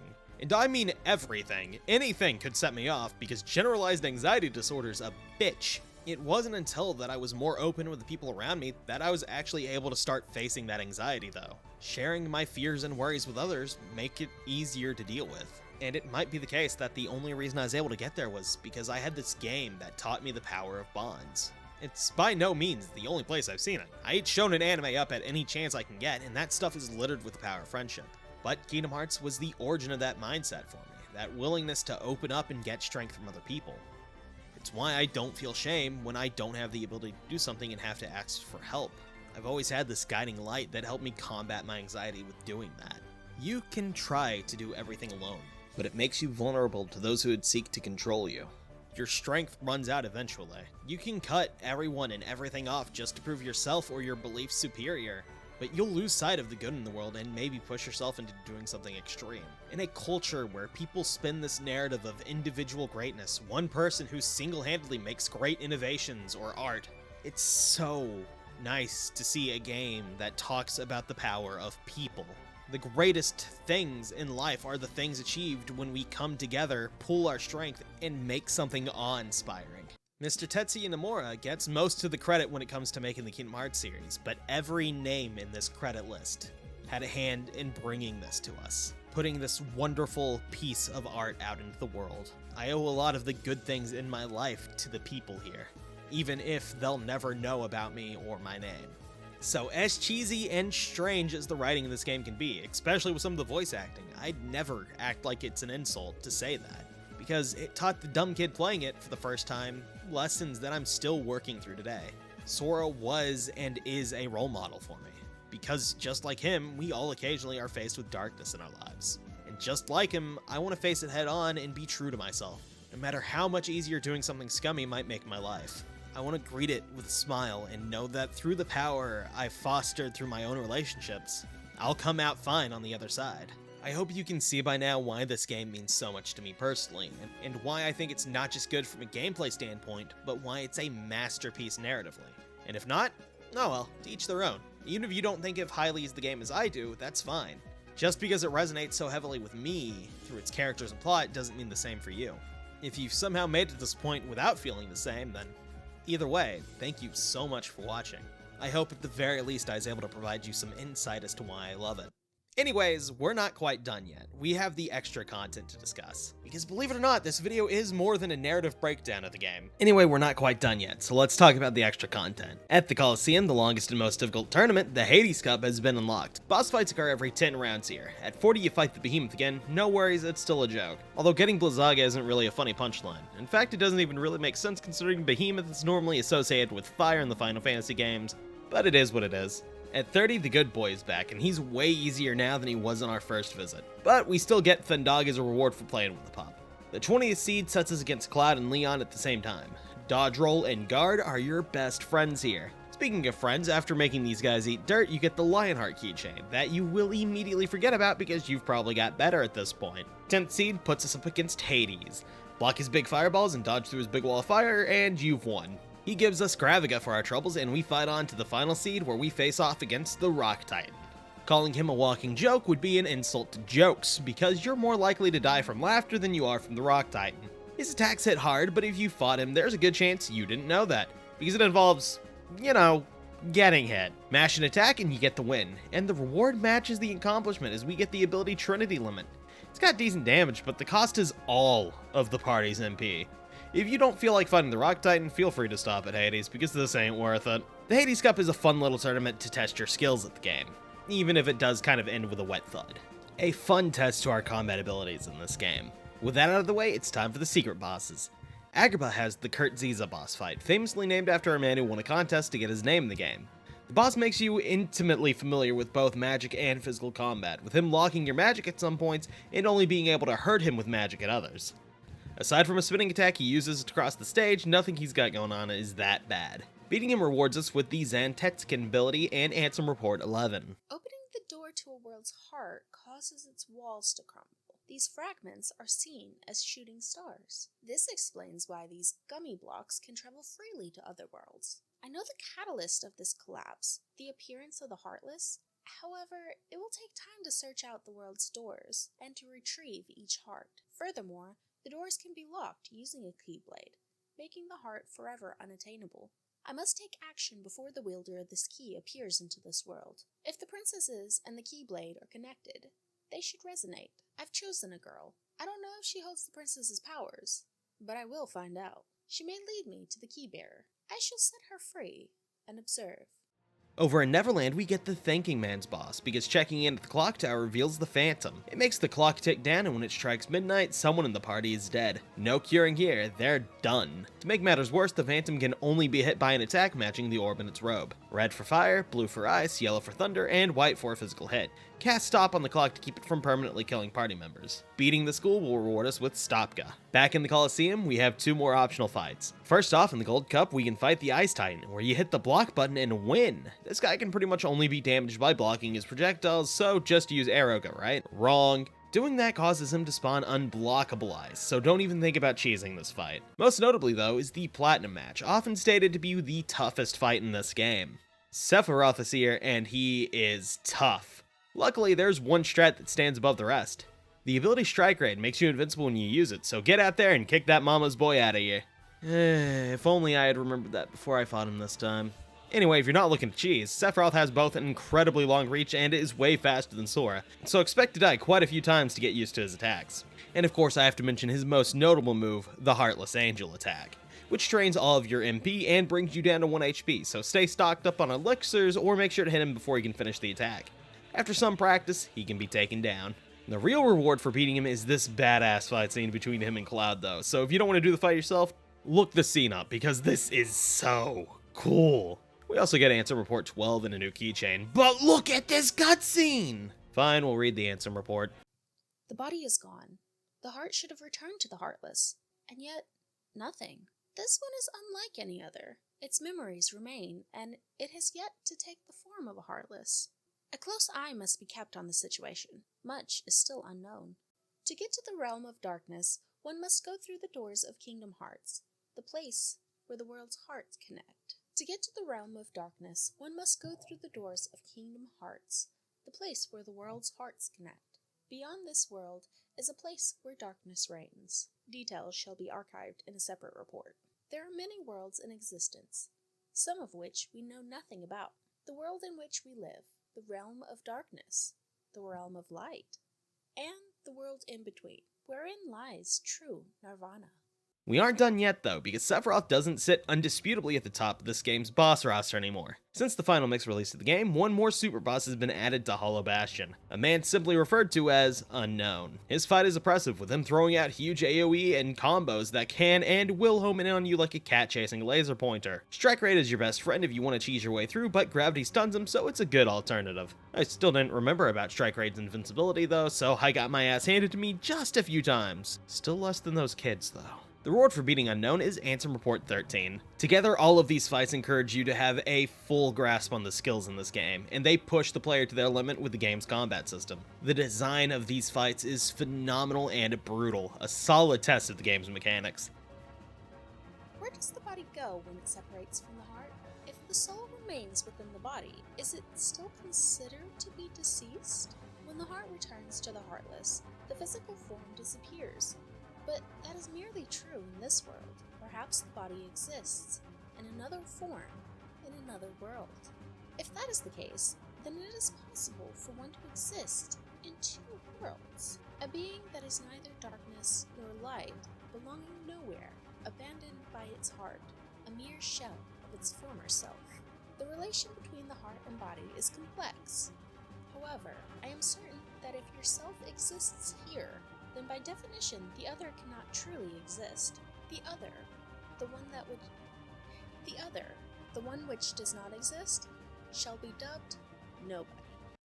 And I'm sure by now though, you've noticed that shiny Keyblade I've been using? That is the Ultima weapon, the strongest Keyblade in the game, that can only be acquired through synthesis. What synthesis, you ask? Well, that would be using materials to make new items. Filling out the synthesis list will let you make this bad boy, and while that's out of the scope of this video, I'll at least tell you how to get the materials of Rare Heartless. In an attempt to make the completion process of the game more varied, the game has the player fight several Heartless that have unique requirements to defeat or get rewards from. I like to refer to them as the Rare Heartless. The first Rare Heartless we'll be dealing with is the Sniper Wild. If these little punks see you, they'll call in your friends and beat you down. Hit them with stop or a long-range attack, beat them up, and you get your rewards. In Wonderland, we have the huge Giga Shadows. They disappear after hitting Sora, so just beat them without getting hit to nab those materials. My recommendation is using Dumbo or Mushu for the invincibility or range respectively. Deep Jungle has two, the Black Requiem and the Pink Agaricus. The Black Requiem is one of those games where you have to keep your eye on the real one while it shuffles itself among clones. Hitting the real one 4 times will guarantee the rare materials. Pink Agaricus requires you to cast stop on it and see how many times you can hit it before they disappear. Arrow and Ragnarok makes getting the high scores easy. Agrabah has the Pot Scorpion. It's been hiding between several regular pots in the same room, and the reward gets better the more regular pots you break before starting the fight. Monstro has the Grand Ghost, which can only be hurt by using healing items on it. Elixirs will get you the best stuff. Atlantica has a repeat of the Pink Agaricus, but it's much harder to do here, so not really worth doing. Halloween Town has the Chimera. When it runs out of health, colored orbs will pop out, and deflecting them does damage to the Heartless and drops good materials. Neverland has the Jet Balloon, which is fast as fuck, boy. Casting Stop only works for a short bit, but it's your best way of catching and beating it. Hollow Bastion has the Stealth Soldiers. They're like regular Soldier Heartless, but invisible. Once again, Stop is your friend here. In the End of the World, we have Neo Shadows. They have a variety of attacks that change depending on the number you've defeated, and they can respawn their friends when only one is left. So stay offensive as possible when it's just down to one. Beating this Heartless and getting their materials is a fun extra challenge for the game, and gets us the strongest weapons, such as the Ultima weapon. Look at its shiny golden glow, it's so cool, I love it!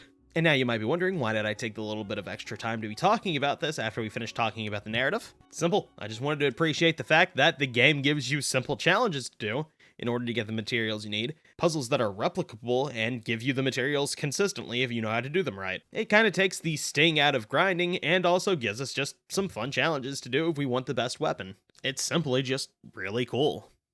And with that said, that's everything. Just a little extra few details that I think makes Kingdom Hearts really fun.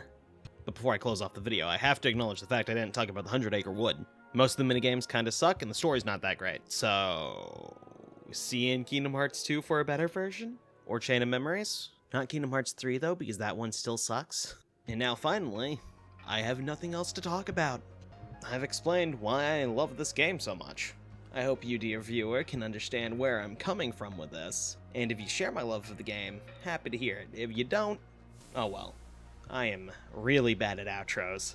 And if you are a longtime viewer of my channel and really weren't expecting a video like this, sorry for blindsiding you.